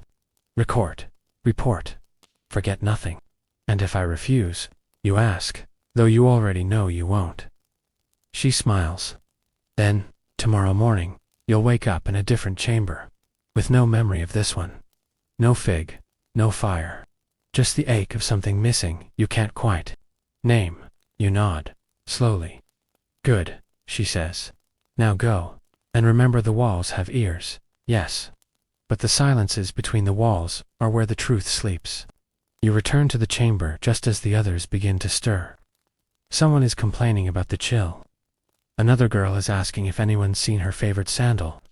The world spins on its axis like nothing happened, like you didn't step into the spine of the palace and read its heartbeat. But you know better now. You sit by the window and begin to braid your hair, slowly, precisely. And as you do, you whisper under your breath, "The dream is sand, but I am the storm that shapes it." No one hears you, but that's the point. The final hour of sunlight filters in like syrup, thick and golden, stretching long shadows across the courtyard. You're sitting exactly where you were instructed to be, back straight, hands folded in your lap, face calm, to calm. Because, beneath the mask of stillness, your heart is pacing like a panicked deer. Across from you, the other girls giggle softly, tracing patterns in the dust with jeweled fingers, pretending not to watch the palace doors with every sideways glance. But you know better now. You know this isn't a waiting room. It's a stage. And tonight, the script has changed again. A hush falls. Not all at once, but the kind of silence that passes through a room like a wind. A servant appears, head bowed, eyes averted. She speaks a name, not yours. But your gaze sharpens. You've been trained to read the ripple. The way one girl stiffens. The way another relaxes, ever so slightly. Each reaction is a confession, and you're collecting them, not because you want to, but because you must. The girl who was summoned rises. She smooths her robes. She says nothing, no farewell, no wish for luck. Just a nod. She's done this before. The door closes behind her like a judge's gavel. And just like that, time moves. Again, but your hands stay still, because you saw it. The flash of something, a slip of paper maybe, or a petal falling from her sleeve as she walked. You don't react, you wait. Exactly 3 minutes. Then, with practiced boredom, you lean over to adjust your sandal. And you collect the thing that shouldn't exist. It's not paper, it's linen, folded twice. You open it carefully beneath the fabric of your dress, fingers working blind. A single word, no signature, no mark.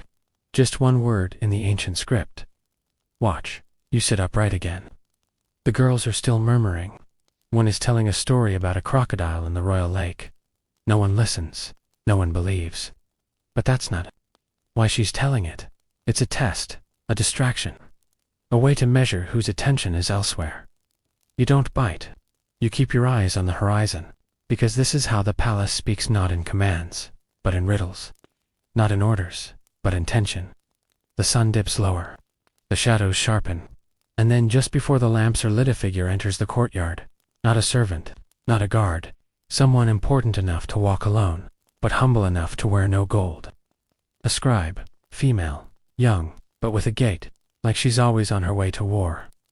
She stops beside you, without looking. Her voice is soft, too soft. Like she's speaking to a ghost. You wrote the line about the storm shaping sand. You say nothing. She continues. The queen would like to meet the girl who sees. Your stomach clenches, but your face stays smooth. When now, she says. And she walks away. You follow. Through arches, through tunnels, through silence, so dense it buzzes. You are led not to the throne room, not to the queen's garden, but to the library. The secret one, beneath the palace. Lit only by water lamps that make the walls shimmer like they're underwater. Scrolls line the shelves in languages no one's supposed to remember. You smell beeswax and ink and something older. The queen is there, alone, no crown, no attendants. Just her, seated on a cushion, unrolling a parchment. She looks up. Her eyes are not kind, but they are not cruel either. They are eyes that have seen wars disguised as weddings. You've been busy, she says. Not accusing, just aware. I've been learning, you say. She nods. That's what they all say, before they choose a side. You don't ask which sides. That's the trap. There are always more than two. She holds up a tablet. It's yours, the coded one. The one you thought hidden in the hollow beneath your mattress. You have a talent, she says. But talent without loyalty is a knife without a handle. You swallow hard. What do you want from me? She leans forward. I want you to remember what the pharaoh forgets. I want you to write what cannot be spoken. I want you to be the archive the world doesn't know it needs. And if I refuse, she smiles, not kindly, then you will return to your cushions. You will smile and bathe and gossip until you are chosen or discarded, and no one will ever know what you were capable of. She stands, places the tablet in your hands. But I don't think you'll refuse. And you don't. You walk back to your chamber just before moonrise. The others are asleep, dreaming of perfumes and feasts and Pharaoh's favor. But you sit at your window, stylus in hand, writing what no one has dared to write before. The truth, not as it happened, but as it was meant to be remembered. Because history, after all, is written by those who stayed quiet long enough to be ignored. Until it was too late. You dip the stylus. The ink hisses against the parchment, and somewhere deep in the palace, a wind begins to stir.